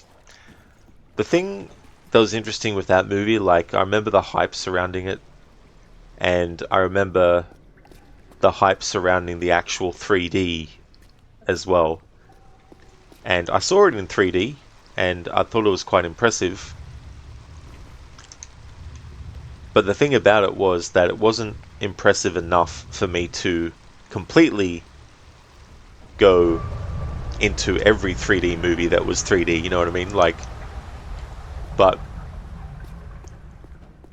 it was kind of interesting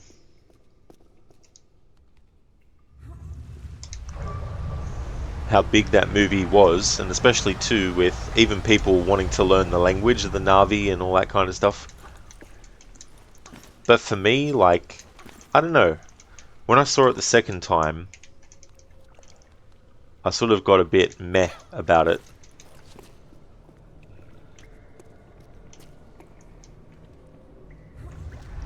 Crooked, how's Tomb Raider going today? Going good, thanks. Just prepped some pizza dough for tonight. Oh, dude, that sounds really good. That's definitely a great idea to have some pizza. Pizza's friggin' awesome. That's really, really cool. Tomb Raider's going pretty well. It was funny, there was a mission, or a level, earlier where basically there's a lever, and when you run for it, the ground gives way beneath you, and there's a series of platforming that the game wants you to do. But I was trying to time it so that when the floor gave way, I had Lara jump and land on a ledge that I knew was underneath it all. And it took a few attempts to do it, but I finally got it done. And it saved having to do all this platforming, but after I actually got that part done, there was a pole I had to jump to, and from that pole I had to spin Lara around on it so that her back was facing the lever and actually do the jump towards it. But of course, a few attempts it took, because every time I tried to have Lara grab the edge of the ledge above the switch, Lara didn't grab it. And so it took a few attempts, but I finally got it in the end. But it's the first time I've actually done that with that part. Avoided all that platforming that is beneath the floor when it crumbles.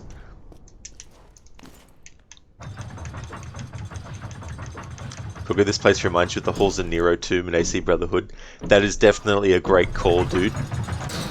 And I can't believe I didn't think about that before. You're definitely right.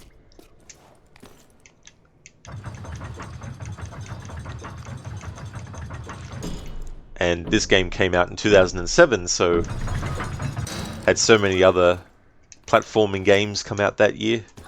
Assassin's Creed, Uncharted. Tech, for you, Witcher 3 redefined RPGs. Last of Us altered how we consume game stories. Metal Gear Solid for you is the best fan service game ever made. It was meant to be the last in the franchise, so they really went all out with lore, guns, returning characters, etc. The emotional weight at the end was strong. Well, that's good that it worked out that way, because you never know. The more sequels that get made, you just don't know whether the quality is going to improve, or if it's going to go worse, or what it might be. But yeah, there's definitely those games that come out that really hit big, but they also, years later, still resonate with people, and they can get new people interested, and then you get even more people that create, fond memories of the experiences they had with the games and stuff.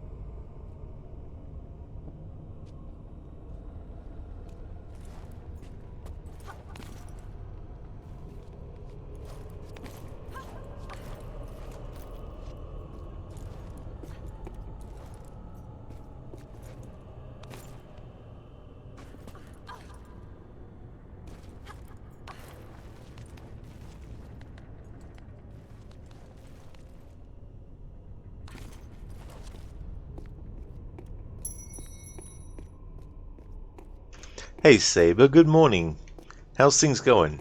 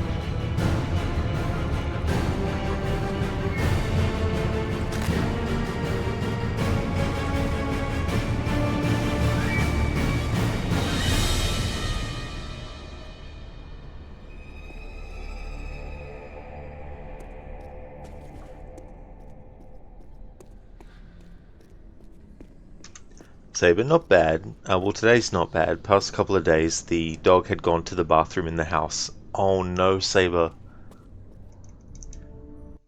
Yeah, that would definitely be very, very difficult to, have to get sorted as well. Like, if that's, like, if a big mess was made and stuff. Take, you keep hearing about Hellblade, you have it, never tried it. However, that's most games in your backlog. Over 950, I was going to say 50,000. I was going to add more than what you said. Imagine that, having 90,000 games to get through. That'd be crazy. But yeah, the cool thing about games like Hellblade is that if you're really interested in a unique kind of experience when it comes to how a character is interacting with the world around them and how the world around them is perceived by them, things like that, there's some really, really cool things with that game that are done. And it's one of those games where it's best to experience it without knowing too much about it. In some ways it is a walking simulator. It's not a QTE based game like something like Until Dawn or something. But there are a lot of parts where you're walking around and you're going through the environment. There's puzzles to solve, visual ones and things like that. But it's a lot more about the narrative experience and the character. And there is combat as well. So it's sort of like a bit of a mixture between combat scenarios, puzzle, and just walking around. And there's a lot of really good performances by the actors playing the characters as well.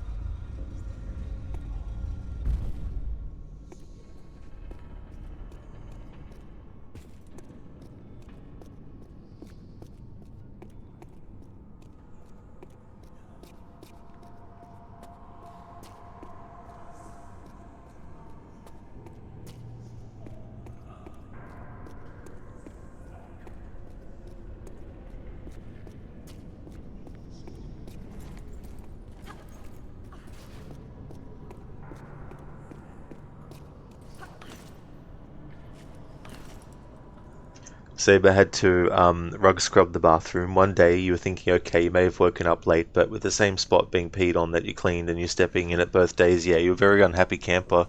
Oh, I don't blame you one bit, Saber, as well, you know, like, you feel like you just did something and then the next day, oh, I've got to redo the exact same thing in the same spot all over again as well. Okay, so you got to be careful here because there's a glitch where if you, because I can't just go load and reload checkpoint. I could die and it would reload the checkpoint, but the glitch that happens here is if you go down that chasm, Lara will just continue to scream, and then after a while the game will just sit there and you can still move her around and stuff, but the game will essentially soft lock. And that's what I want to try and avoid, because if it does happen, then I have to start the whole level all over again.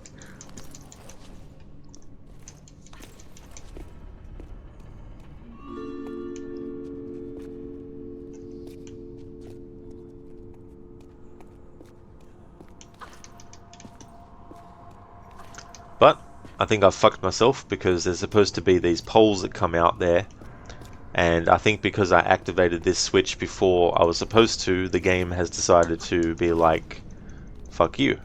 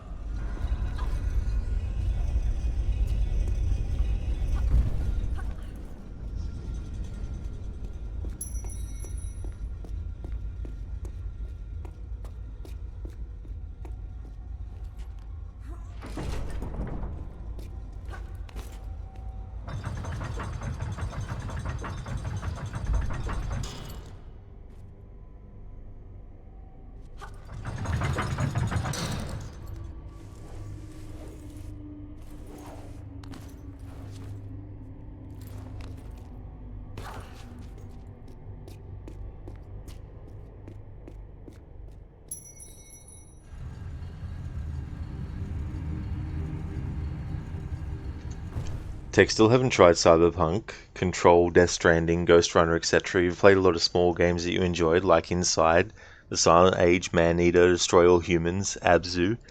I think you'd really like Bioshock and Metal Gear Solid based on the games that I've played. Cyberpunk, that's definitely a game that I want to get to eventually. Control, I really do like a lot. That's definitely a game that I enjoyed. Death Stranding, definitely on my list to play. I wasn't sure what kind of game it would be before it came out, and when it did come out and I heard some things about it, I thought it's probably best if I saw some gameplay of it, and Lucinda actually streamed it, and I watched her stream that, and based on what I saw in that stream, I was like, oh, yeah, I wouldn't mind playing this game. So that's another one. Haven't played Ghost Runner. Inside I haven't played, but I really liked played Dead's previous game to that one, Limbo. I thought Limbo was really good. So Inside is definitely on my list. Silent Age, haven't heard of it until now. Maneater, the shark game, right? That is one that I would like to get to eventually. It looked quite funny. Never played Destroy All Humans, but I saw some gameplay of it and haven't played Abzu as well. Bioshock, years and years ago, a long time ago, I tried Bioshock, but I just couldn't get into it. And Metal Gear Solid, I really enjoyed the first game and haven't finished 2 or 3, and I've never played the other ones after that. Stan, Mom, why don't you go play outside? You plays inside. Exactly. Why don't you go and do this? What are you doing?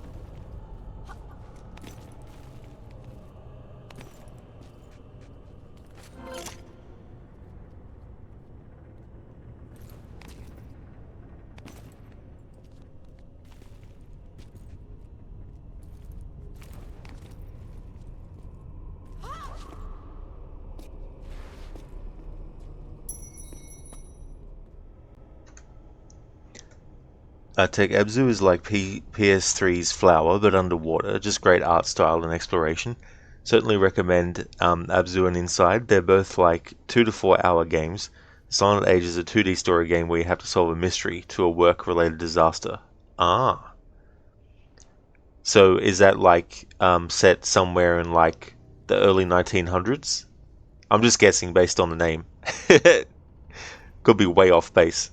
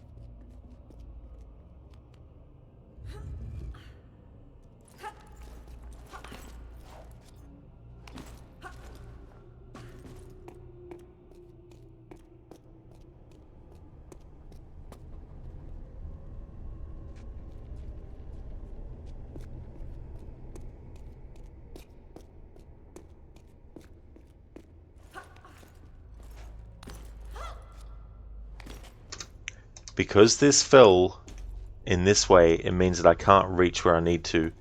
I've got to be careful because if I create a checkpoint now, I'm fucked and have to reload the save at the start of the level.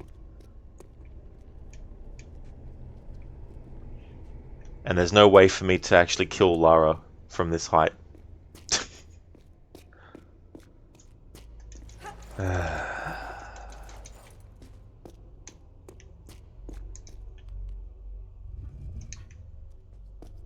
Let's see if I can push it from this way and kill myself that way. Good. Alright, so it has to, the cement block has to land so that it's taller when it lands.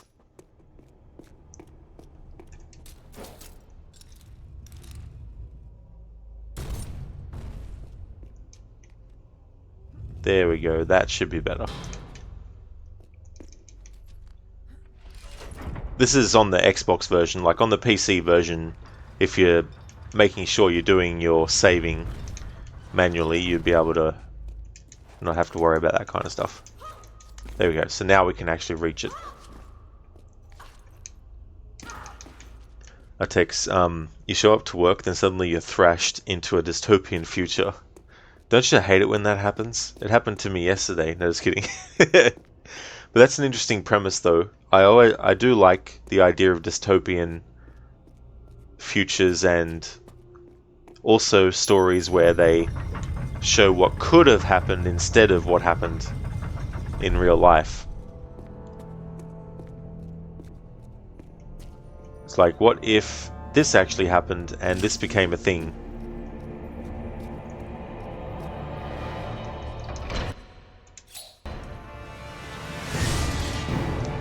Damocles. I remember when Cooker was playing Rise of Rome, there was something about the story related to Damocles.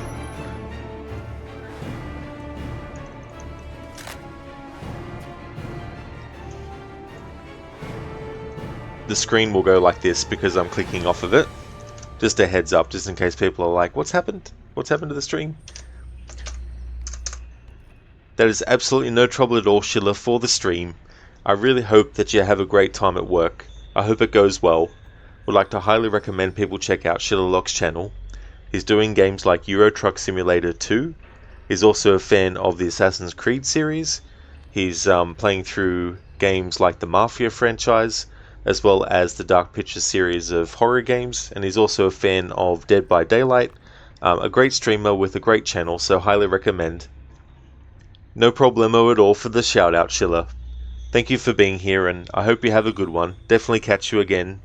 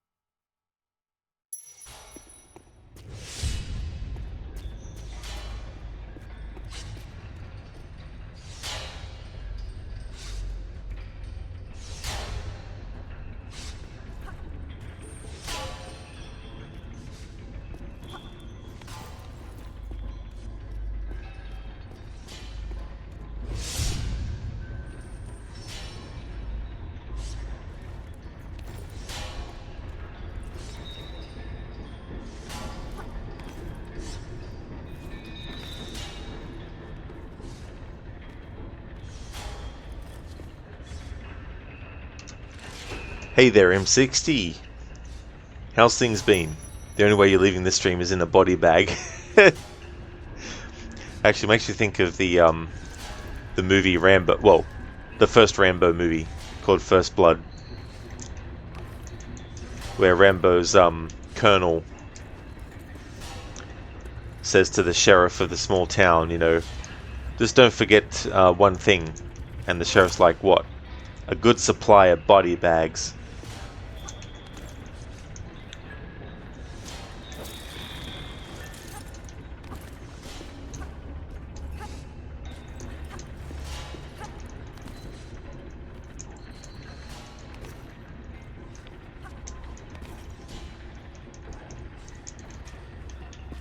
M60, who made this game?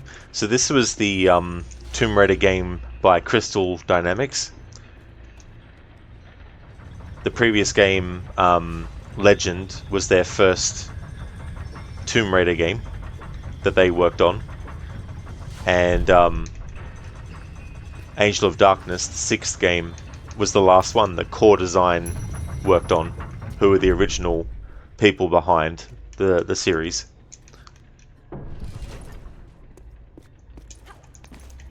M60, you cannot remember where you got that quote from. You can't remember the actual quote either, but it makes you laugh. You'd say it at work. Boost morale.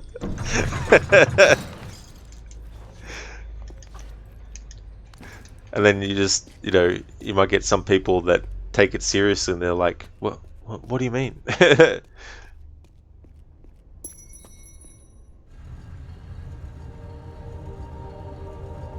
we go, so we have all the keys now.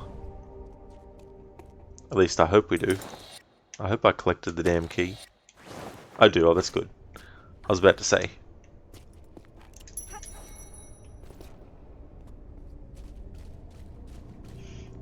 It's so funny. Whenever I play the original Tomb Raider, sometimes I think of things from this game. And sometimes when I play this game, I think of things from the original. In terms of like, things that you do or don't do in one version versus the other. And normally there's some animals that appear down here.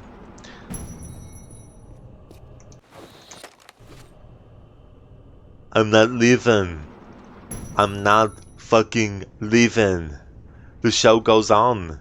This is my home. They're gonna send in a wrecking ball. They're gonna need to send in the National Guard or fucking SWAT team. Cause I ain't going nowhere. Thanks for redeeming that, Tech. What's it actually from?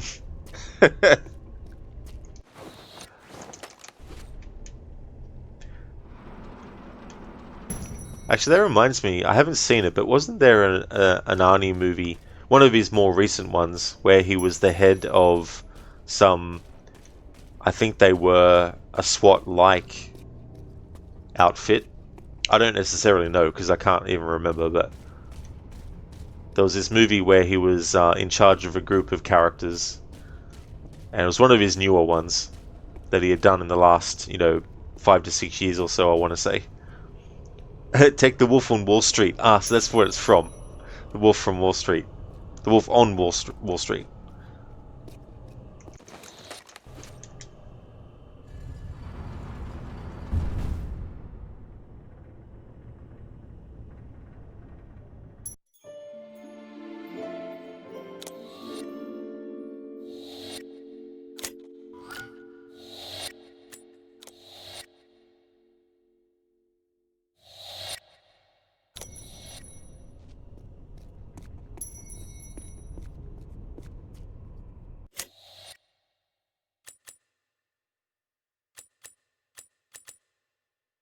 I'm going to take a break, so I'll put this screen up and I'll just go to the main menu just so I can have the music be something that plays while I'm on the break. I just need to go into the menus because if you don't, then the game will automatically keep playing this cutscene, which was actually the teaser trailer for this game. So if I put it there in the menu, it should be right. So I'm going to go and take a 10-minute break. My plan before I end the stream is to get to the Egypt levels. And then that way, in tomorrow's stream, I can just play from there and finish the game. And if I finish the game with enough time, I'll basically do the time trials. Maybe. But that's a maybe. But anyway, I'm going to take a 10-minute break. And then I'll be back to keep on going until we get to the Egypt levels.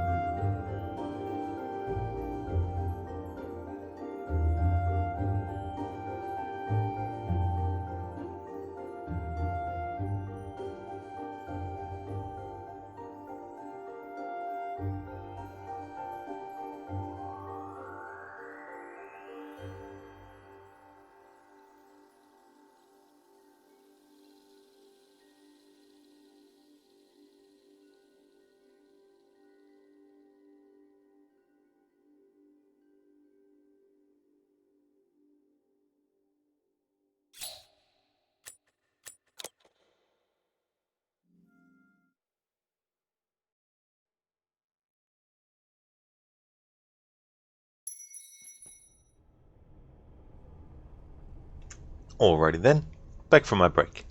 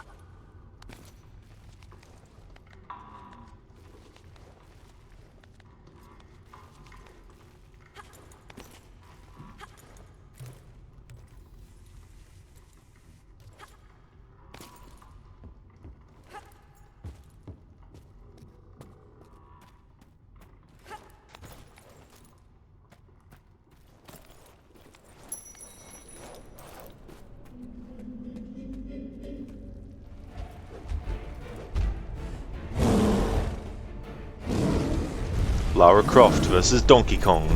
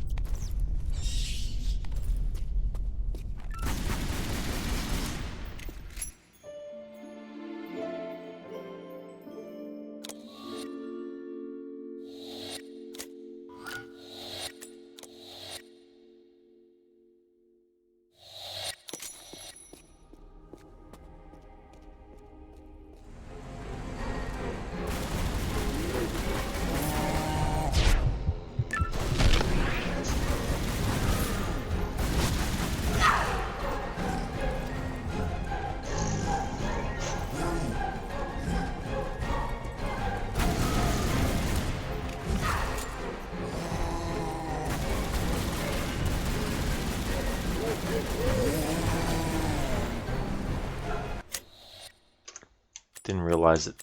I forgot that it fucking switched what weapon I was fucking using.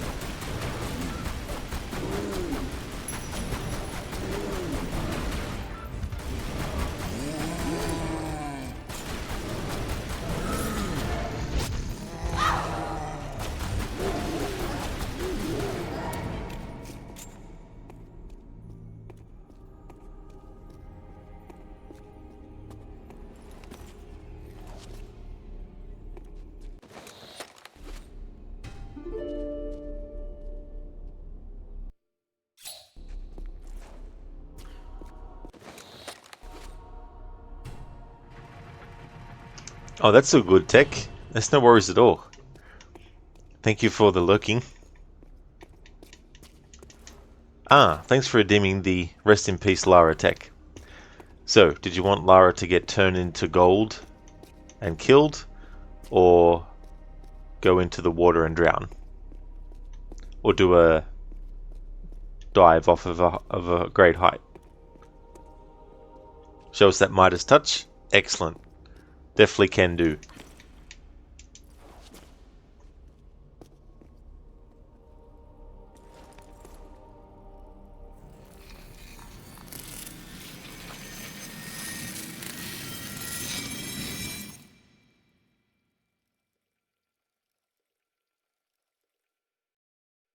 There we go, Tech. Thanks for redeeming the rest in peace Lara. You can actually unlock Gold Lara character model.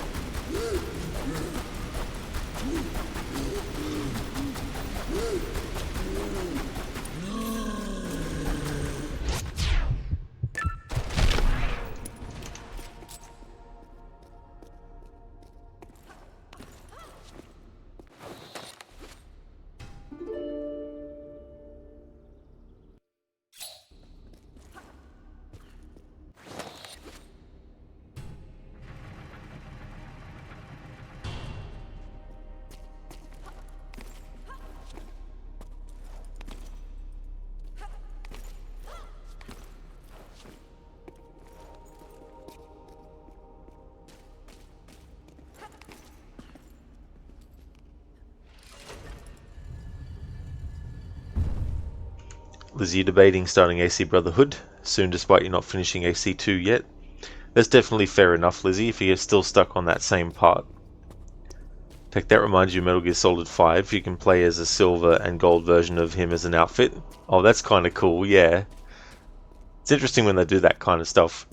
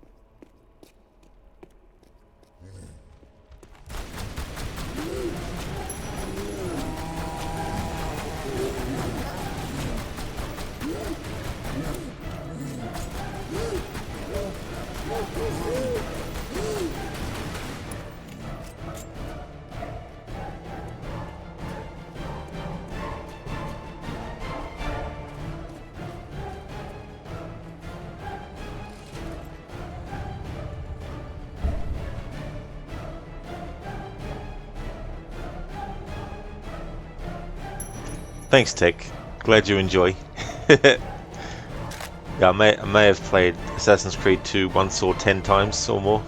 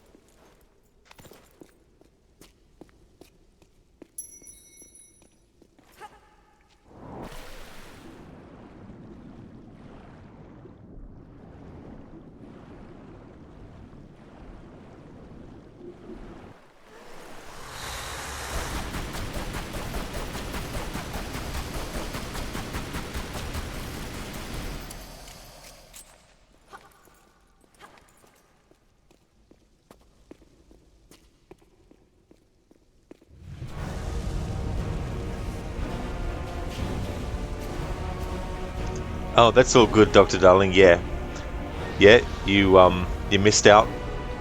Tech already redeemed it and did the golden Lara.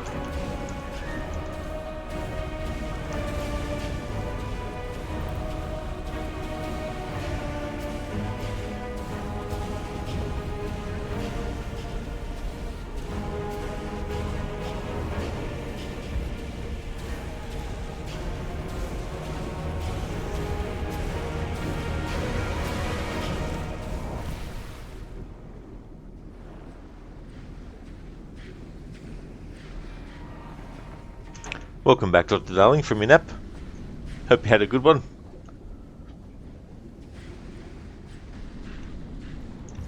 You saw the stats, you've been waiting all day for this. Oh no.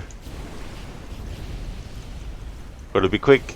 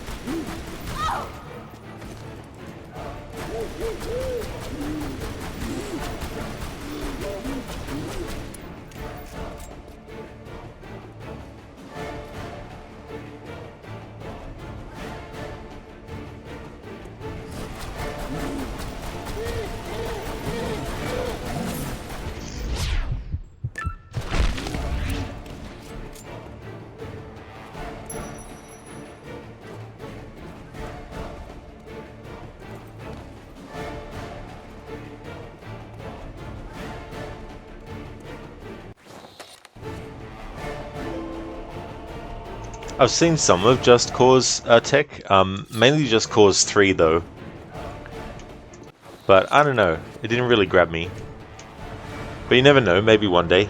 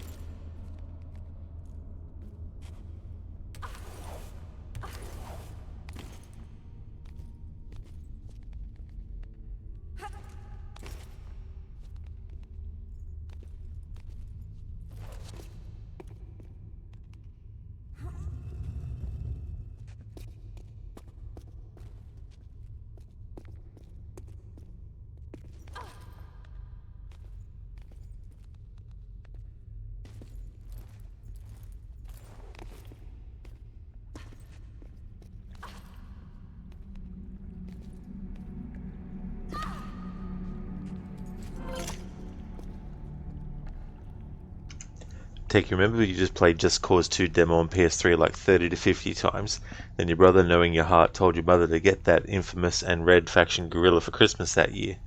You think Just Cause series would be a little too long of a game for you and your stream style, but off stream it's a great casual game of just blowing stuff up and exploring. The demo for Just Cause 2 was like you get 20 minutes in a small area. It was great.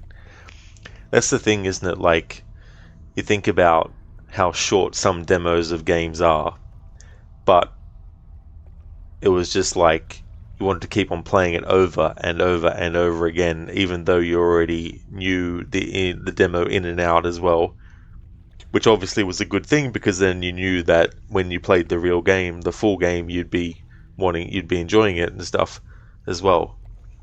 But yeah, I don't know if I would do like a whole series run of it, but you never know. I might pick one of the games out of the series and do. I haven't played that game, Kai, before. I've heard of the game called Gun, but I haven't actually played it before. Have you played it? Is it any good? Lizzie, seeing your friend play on the 26th and he's finally giving you the copy of Prey that he kept forgetting. Oh, very nice, Lizzie. That'll be cool. That is a game that I also want to play. I never played the original, but I know that the remake is way, way, way different. I guess it's probably a reboot, maybe. Probably doesn't have anything to do at all with the original, not even any references maybe. But that version is a game that I want to play at some point before I die. Don't know when that will be, but one day perhaps.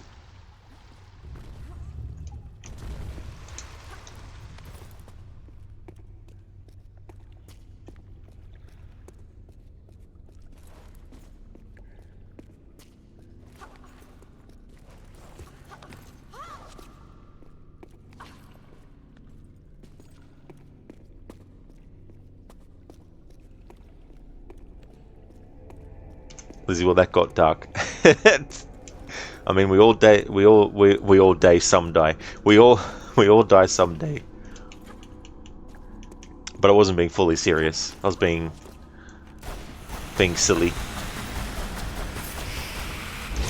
Because who knows when I'll get to certain games. Could be 10 years or more before I do.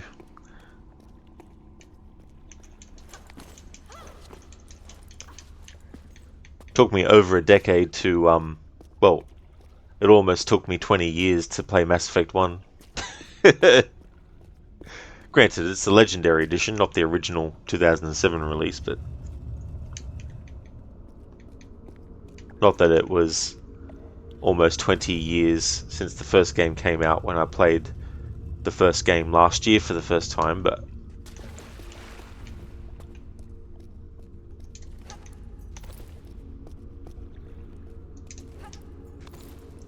Take you too biased to recommend Just Cause 2. 3 is cool mainly because all they did was update the graphics. Then turn all the PC mods of the game into features that in the third game and make all the guns stronger and the explosions huge. The kind of explosions that Michael Bay likes to put in his movies. Kai, you haven't played it, but you know it's pretty good. Just forgot Red Dead competitor, and you think, or just a forgotten Red Dead competitor. I think you should try it. Oh yeah, yeah. I think doesn't that I think that game has like the logo of a skull and some yellow background, but I can't remember the rest of it though.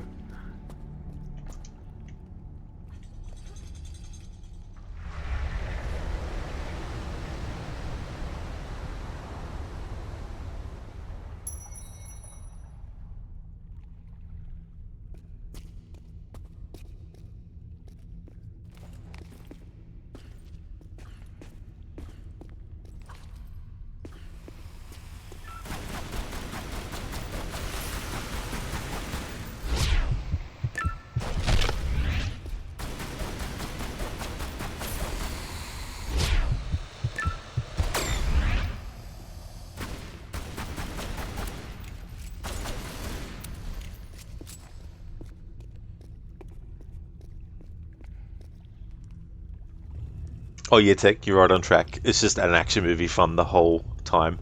That is cool. It's always good to have games too where you don't really have to worry too much about puzzle solving. I mean, maybe there is some puzzle solving in those games, I don't know, but sometimes you just don't feel like a game where you have to really think about complex solutions to problems that the game gives you. Just basically run in there and start shooting all the enemies, you know. That's why a lot of those really old school games can be fun too, where you just basically run around shooting all the enemies.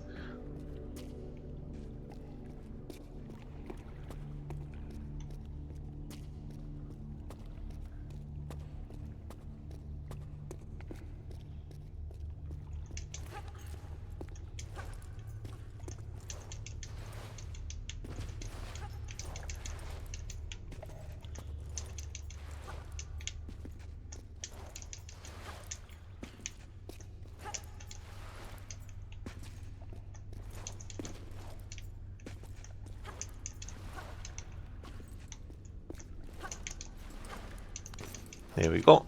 I knew you could do it, Lara. There we go.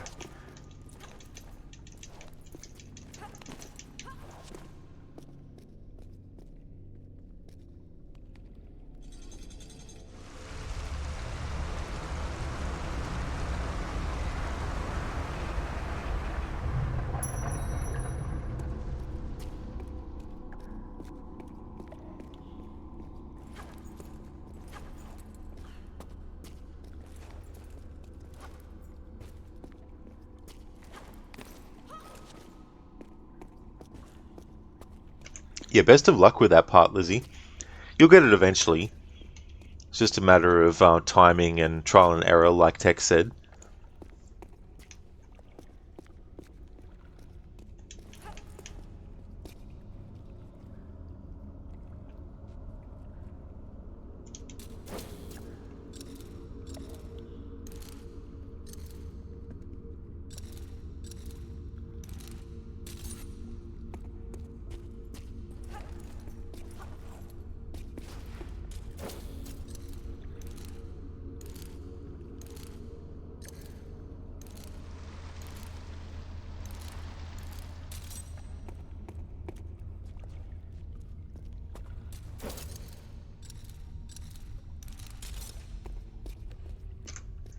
Tech, it doesn't take itself seriously at all.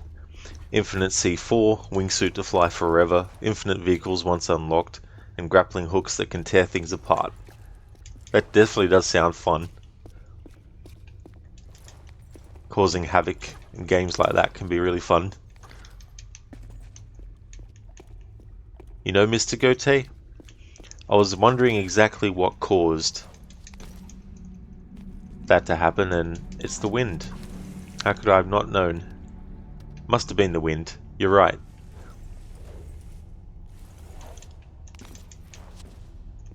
Hey there, Code. Evening to you.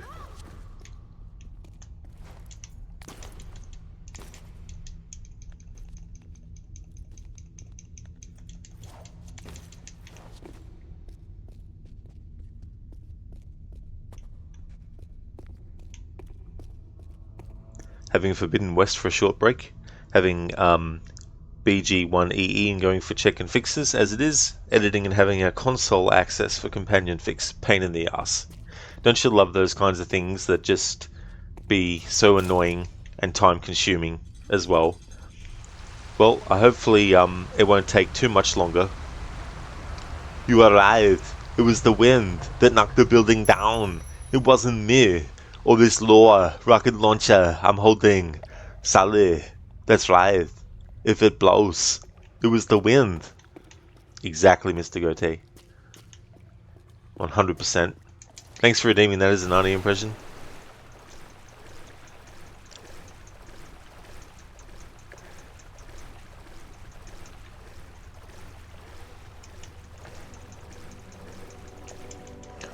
Who is Desmond? You have so many questions. I don't know, Desmond. I'm not too sure. I don't know any Desmond, nah, bro. How's things going? Welcome on in. Who is Desmond? Mr. Gote, when is the channel getting an Arnie emote? Ah, no, that's a good question, actually. I do have a image of Arnie that I use for my channel point icons for him. I could probably use that. I've got a couple of different ones. I've got one from Last Action Hero, and I've got another one from Terminator, I think.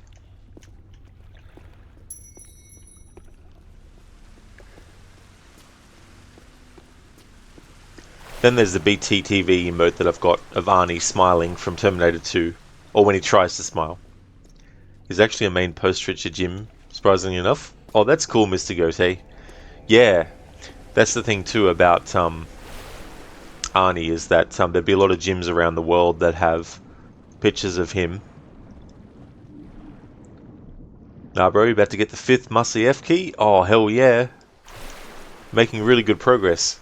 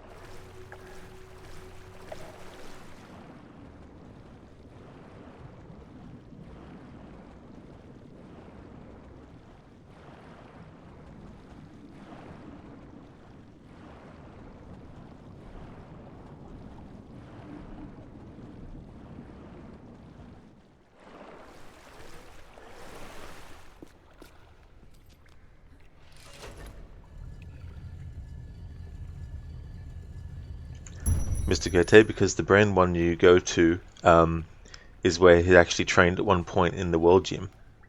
That man went to like 9 to 10 different gyms during his lifetime. That is really cool, Mr. Gote, as well, that you go to one where he trained at one point, stepping on the places where he stepped. Nah, bro, the LTF flashbacks are so good, it almost makes the first game redundant. Those flashbacks are really, really good. I like how they did Revelations. It was quite clever.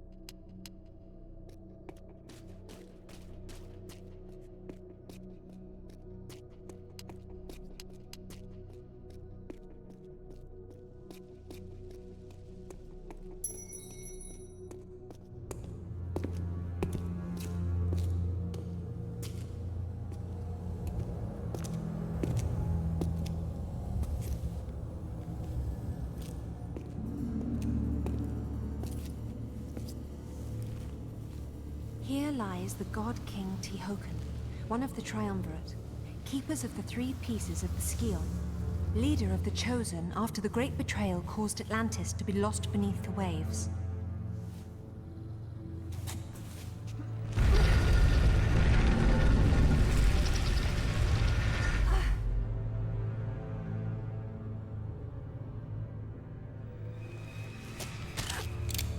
You see, instincts can be expensive, mademoiselle. Yours are going to cost you both pieces of the Scion. That's not a price I'm prepared to pay. Don't be absurd. No job is worth dying for. Yes, it is.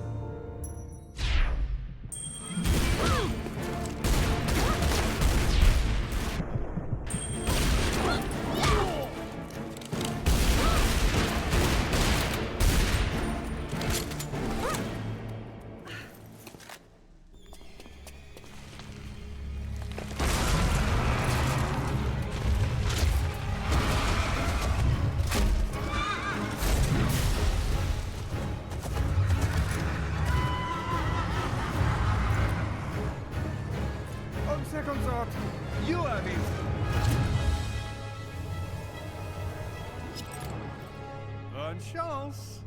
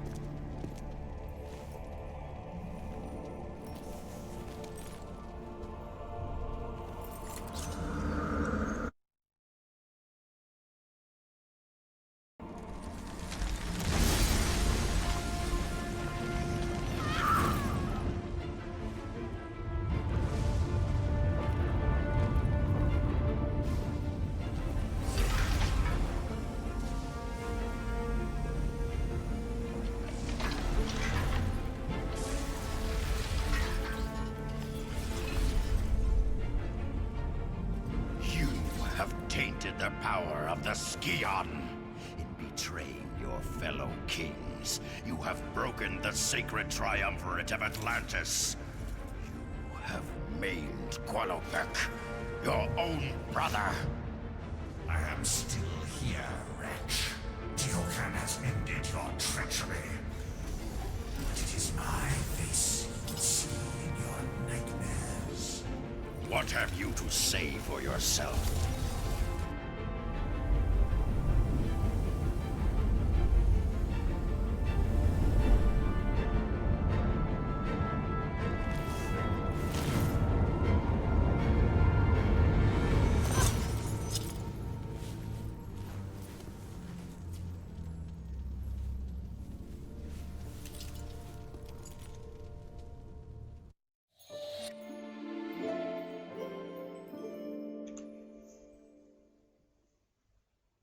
Mr. Gote, yeah, the brand is all the same, even in their overseas one, but there's a giant chain, and then he went to Son Joe's Golden Gem.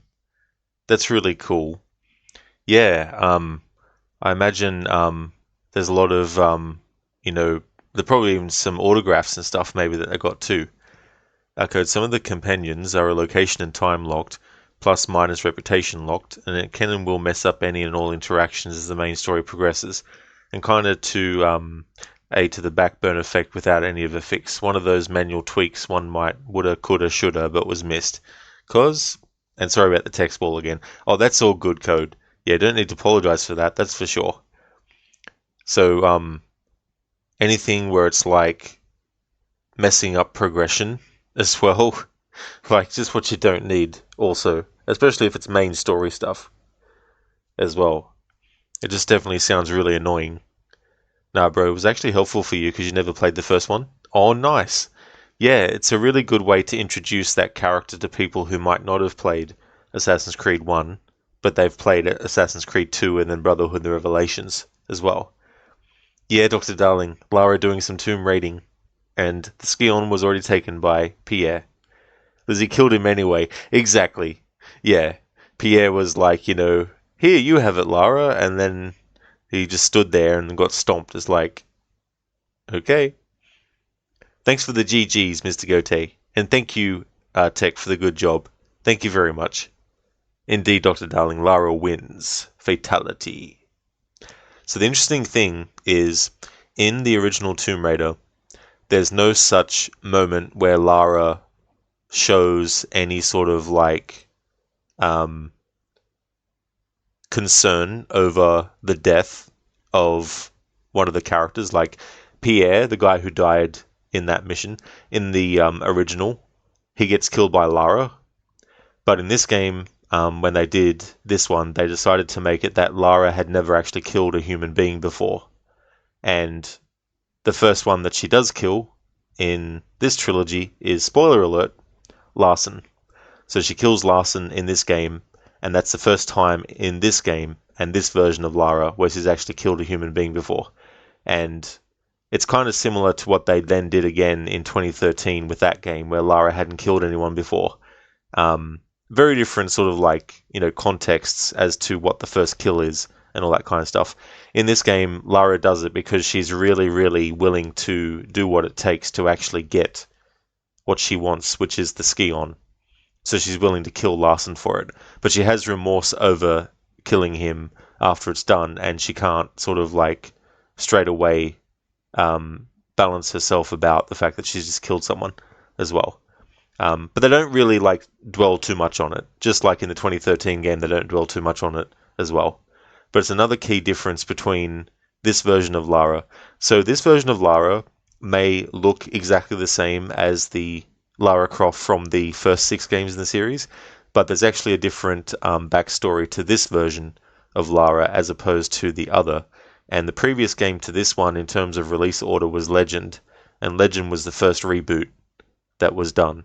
And in that reboot, they changed Lara's backstory so that her parents are actually dead by the time of this game's events. Whereas in the original timeline, her parents are still very much alive, even when she's going around the world, going on adventures and stuff.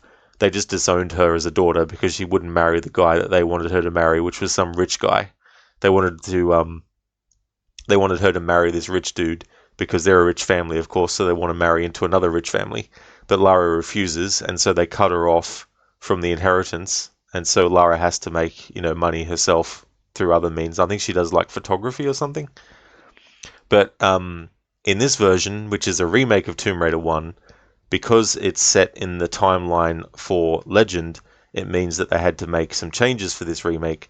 And one of those changes is that Lara's father was actually involved with Natla in getting the Scion. And in this game, in this remake, Lara is also after it because her father was after it as well. Whereas in the original 6 games in the series, she goes after the Scion because Natla hires her to do so, and basically she gets betrayed by Natla, just like she does in this version as well.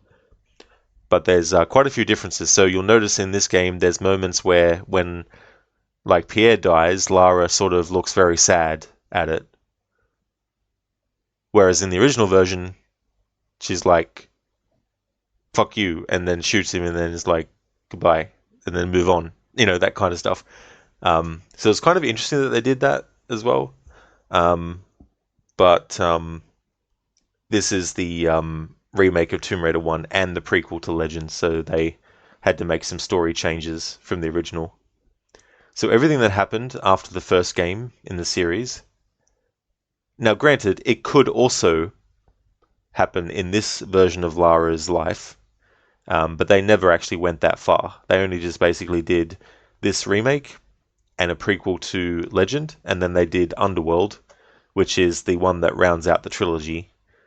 And they didn't do a remake of Tomb Raider 2 or 3. But there's nothing to say that the events that we see in the original continuity didn't also happen to this version of Lara. They very well could have. But something else that this means, I see a lot of people online, they go, oh yeah, the reboot games from 2013, they're just prequels to the old games. It's like, no, they're not. They're not. Like, the Lara in the reboots is younger than the Lara that is in the original continuity, and also in this game, Legend and Anniversary. So in that sense, it is earlier in her life, but it's not in the same continuity as the first 6 games in the series, nor is it in the same continuity as this game, Legend, or Underworld. All 3 are distinct, separate timelines. And so the reboot trilogy from 2013 onwards, that is the 3rd separate continuity. And anything that takes place after that is not a prequel to that. Now, could they do a rebooted version of the previous old school games? Of course. So they could make it that the reboot version of Lara also meets a version of Natla in that continuity and all that kind of stuff.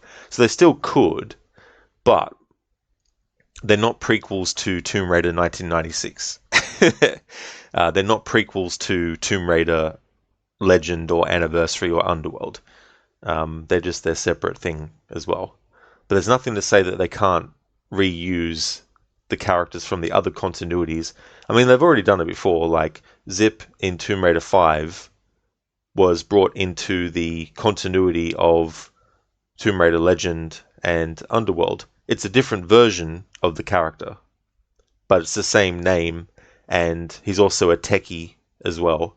But the difference is in how the character is actually done, and I much prefer Zip in Legend and Underworld. The version of Zip in Tomb Raider 5, which is Chronicles, is very, very obnoxious and annoying, whereas the Zip in Legend and Underworld is the opposite to that. The animated series that's coming up, they're going to be bringing in... now, who's the character? I was just about to say their name, but then I forgot. Oh, yeah, the same character I was talking about. In the animated series that's coming out, which is set after Shadow of the Tomb Raider, they're introducing yet another version of Zip into the reboot continuity as well. So it's not unprecedented that they would do that. But yeah, you've got Tomb Raider 1 through to Angel of Darkness. That's one continuity and one version of Lara. Legend, Anniversary, and Underworld. That's the second continuity, a second version of Lara different to the first version. And then the 2013 game and Rise and Shadow is yet another different Lara in a different continuity. So they're 3 separate continuities with 3 separate versions of Lara. There's similarities from one to the next to the other, of course. And there's things that are included. For example, in the reboot trilogy, Lara's mother is the one who had the parents that wanted her to marry into another rich family, but she refused. Whereas in the original continuity, it's Lara herself who her parents wanted her to marry the rich guy and have their families be 2 rich families, you know. So they do take things from one of the other games and then put it into the different continuity. So all the events that we see in Tomb Raider 1 through to Angel of Darkness, there could very well be in the Legend continuity of Lara, there very well could be those same events happening. They just never explored it. So it's possible, but there hasn't been anything actually done where this version of Lara in Legend, Underworld, and Anniversary actually encounters the Dagger of Xian and Dr. Willard in Tomb Raider 3 and all that kind of stuff in 4 and that. And the same goes for the reboot version of Lara from 2013 onwards. They could very well adapt some of the characters or storylines from the previous 2 separate continuities and do their own version of it if they want. Like, they could take Natla from the first continuity, this continuity with Legend, Anniversary, and Underworld, and then do their own variation of it in the reboot series. They could have Lara, look at all these other things. Now in Blood Ties, the DLC for Rise of the Tomb Raider, there's actually an Easter egg that references the dagger of Xi'an. And so in the reboot continuity from 2013 onwards, there already is the possibility that Lara may go on to do that adventure. So yeah, there's a bit of a coverage of all that kind of stuff. And one of the reasons why I'm going off on this tangent is because I'm going to be ending the stream soon anyway. But I just wanted to talk about the differences and that. So to recap, you got 3 separate continuities. You got Tomb Raider 1, 1996, up until The Angel of Darkness. That's one version of Lara and one timeline. Then you got Legend, Anniversary, and Underworld, which is a different version of Lara again, with a whole different continuity. And then you've got the reboot from 2013 and its 2 sequels, which are yet another different version of Lara in her own different timeline. But it is plausible that they could take elements from the other continuities and put it into the reboot continuity as well.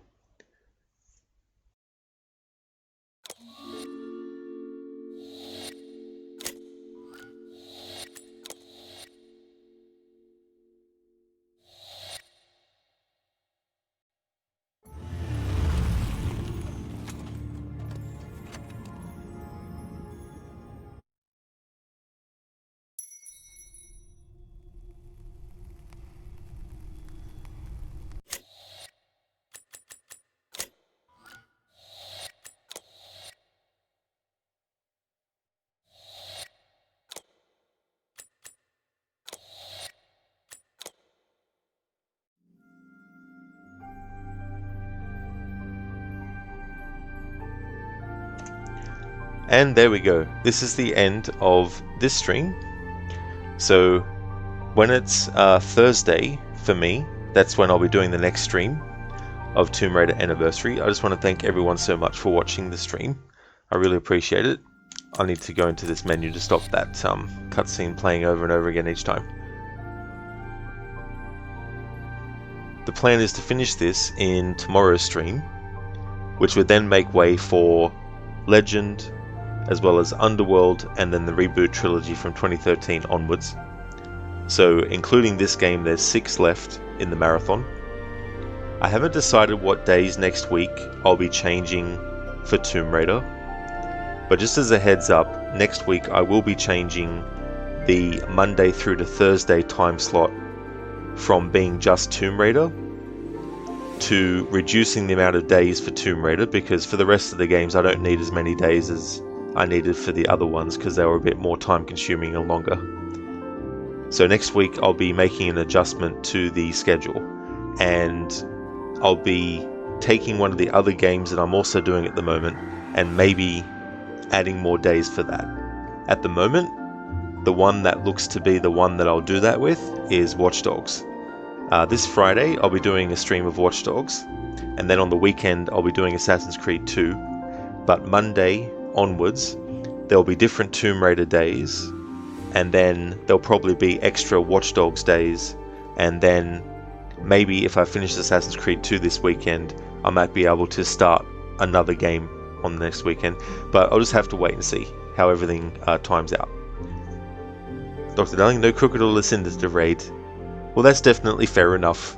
Yeah, that's for sure. I'm going to have a look at some potential raid targets in a moment. Reboot trilogy next week? Yeah. Well, no. I've still got Underworld to get through.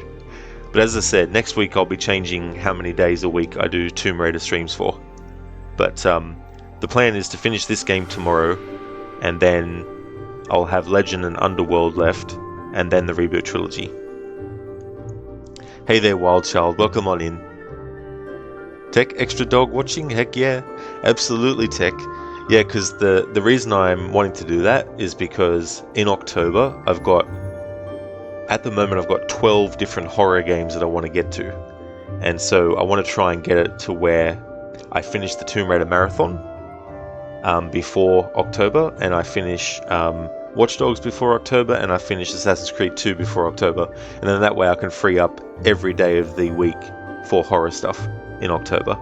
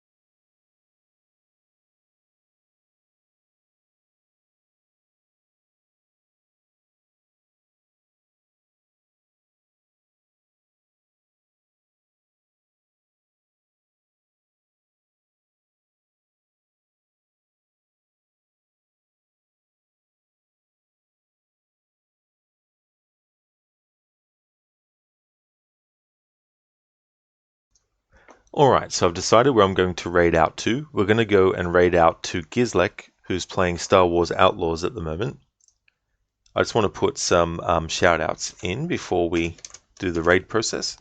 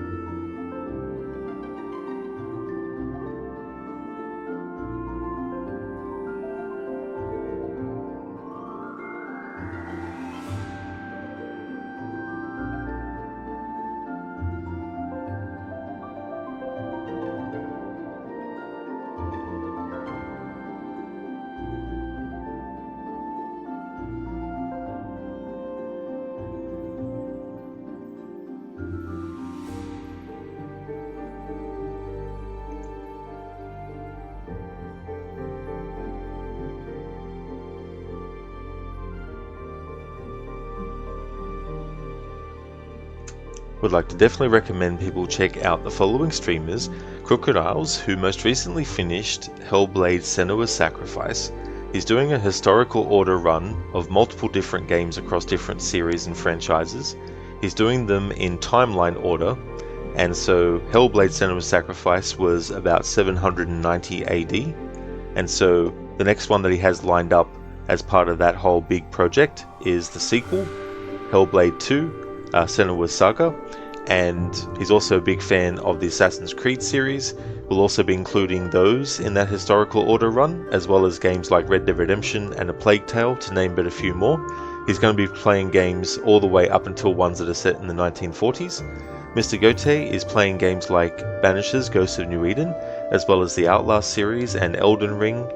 Shillerlock is also highly recommended. He's been doing Euro Truck Simulator 2. He also does Assassin's Creed streams as well. He's also a fan of the Mafia series and the Dark Pictures series of horror games. Inmita has been doing some Star Wars Jedi Fallen Order as well as Skyrim. Amateur Tech has been doing some Helldivers 2, and Shaky has been doing WWE SmackDown Here Comes the Pain.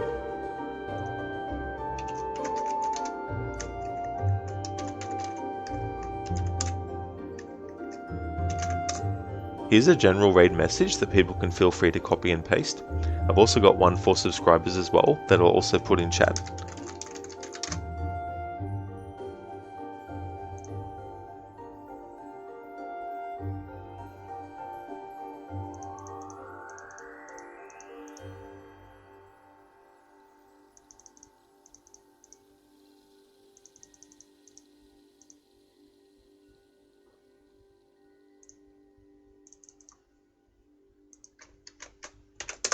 Which is that one there. Bada bing, bada boom.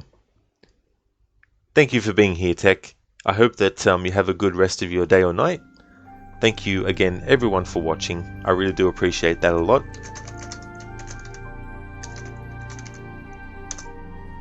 Crooked, no problemo, dude. No worries at all for the shout out, Senny, and for the stream as well. I hope that you enjoy that pizza. It definitely sounds really, really good.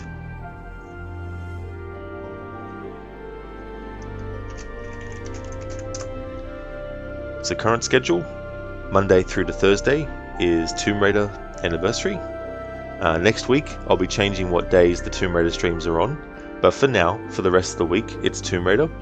Friday is Watch Dogs. And then on the weekend is Assassin's Creed 2. And as I figure out what days will be changed for Tomb Raider and all that kind of stuff, I'll definitely keep a heads up. But as far as the rest of this week and this coming weekend, it's all still locked in with the same days that you see in the schedule. Thanks again, everyone, for watching. Muchly appreciated. Definitely will later, Crooked. Oh, hell yeah, dude. Like, I'm just... yeah, I could go for some pizza right now as well. Thank you so much, everyone, for watching. I really do appreciate it a lot. I hope that everyone has a good one, and catch you next time.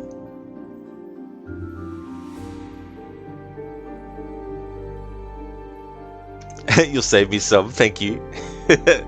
Just throw it from Germany to here, you know, just like a frisbee.